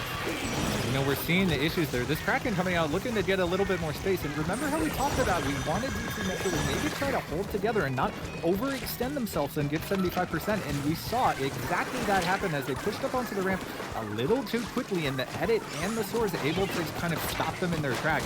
Flame looking for these pigs. Gets a double collab with the Range Blaster. Looking to keep it going.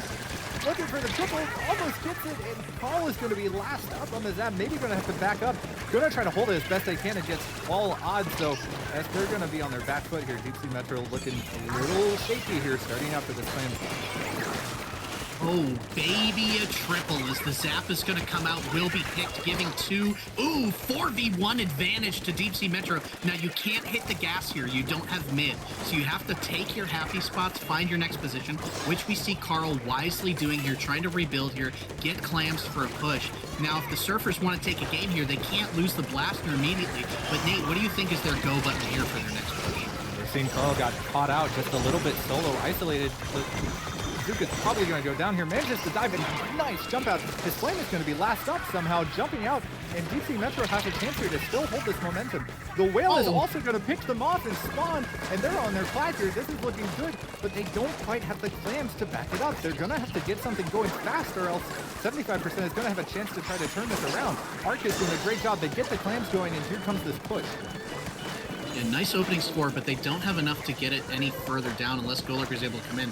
This Blaster's giving up a lot of space to this hammer as that push is going to die at 77. 2 down. You can't win off 77, and you got to think that 75 is going to be coming back with a vengeance here. Yeah, we're really starting to see how, the way that these comps function, it can be really, really important for Deep Sea Metro to have this 4v3 advantage in order to make things happen. Otherwise, it's hard for them to keep the aggression up against such strong fighting weapons.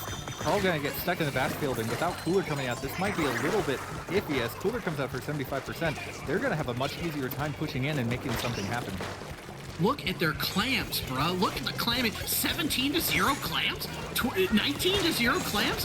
What is going on here is the hammer's going to come in with the ball. It is really nicely picked by the Zuka. That ball is still going to be there, jumping out somewhere. Nice defense by the Metro Surfers, but with the clam economy in heavy favor of 75 Freedom, you've got to make something happen in mid sometime soon. Yeah, even though the hammer just went down, you can see they already have it back. And with this carbon going down a little bit before Cooler, that's not going to bode well for them as they have to jump out. They have to give up the flag. The score is going to come in. 2 power clams coming in really fast. This Kraken and the hammer together, looking for another power clam coming in. Going to get it. Not quite able to hold this, but that's a big push. We see how the momentum built up for 75%. They got all their resources, managed to find their opening, and they capitalized on it. Yeah, you need 2 powers and then some to flip this lead back. So that's looking like a pretty steep hill to climb with only about 70 seconds left in the game and going 2v4 here. The Carbon able to help equalize as only the edit will be left up. A nice wipe out there. Now is your chance with a minute left to try and get a score in and to sustain. You need paint on here. Going, what are you doing, bud? Those gotta go in the basket, not on the ground in front of you. As, my goodness, 2 of your teammates will go down. That was your chance to try and make something happen. You've got to just get another ball here and reset for another push, but not able to make it happen. You know, we see that wipeout come up on top screen, and I think that it kind of baited Deep Sea Metro a little too quickly into their plat. We didn't quite have the resources or the communication to be able to kind of understand what the plan was there. And now we're seeing this big counter push coming out. Kraken gonna get anybody who's on plat and looking to try and camp in their spawn as much as they can. Blaster up here is not good news. Carl trying to push this out, but Flame is just gonna get easy pickings on the Carbon as it drops in. Clams are ticking down. They just need 3 more in order to try and nut this out. There's the winning Clams here. The Flame's gonna just walk in uncontested and gets the KO as 75% pulls off the perfect FTIU run to win it all. Outstanding. 6-0 in groups, make that 8-0 after round 1, and then doing my math, a 14-0 run for 75% Freedom, 25% Maple Syrup.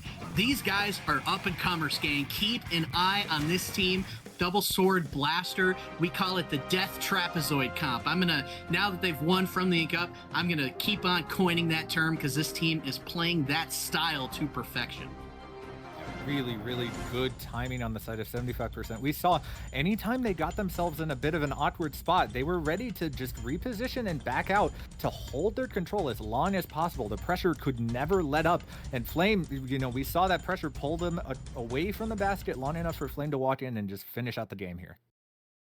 Really impressive stuff. And hey, on the other side, the Deep Sea Metro Surfers were having an absolutely outstanding run today as well. I mean, if you think about how the last time this tournament happened, whether it was 2 weeks ago or still very recently, they made Silver Bracket, they won Silver Bracket, but now they were able to glow up all the way to 2nd place overall. So the future is extremely bright for the Metro Surfers as well. I think they're going to have a lot of great footage to look back on from this set. Nothing to be discouraged about at all with a silver medal, but tonight we'll go to 75% United States, 25% actually good country. Yeah, that's right, Sofa. Absolutely no reason to be disappointed. 75% just brought their A game today, and Deep Sea was doing their absolute best to hold it. Really good showing by them. Lots of really strong plays, but 75% just had a better day. Agreed completely. And congratulations once again to the winners of From the Ink Up, number 57, 75% American, 25% Canadian.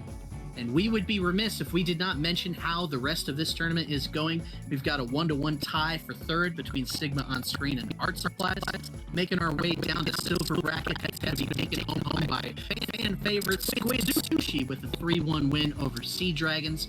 And down in Bronze Bracket, still underway, but looking good for the Anemones with a 2-0 lead over Ink Floyd. Now, Nate, where can we find you between now and your next appearance on the mic? You can find me here on Twitch. I do stream, and you can find all of the whip rays on my channel if you want to catch up with our runs. We're looking to try to push up in low ink. We made our runs in FTIU, finally got our ban personally, and we're looking to try and push our game as well. So if you want to check in with the whip rays, check me out on Nate the Great, Twitch, and on Twitter. Thank you, Nate. And my name, once again, is Sofa King. I'm the captain of the Whip Rays, otherwise known as Nate's dad, and I can be found on Twitter at Sofa King Stream. We hope you will join us again. Oh, yeah. Oh, yeah. We hope you'll join us again in a few weeks for From the Ink Up, number 58. Good night, everybody.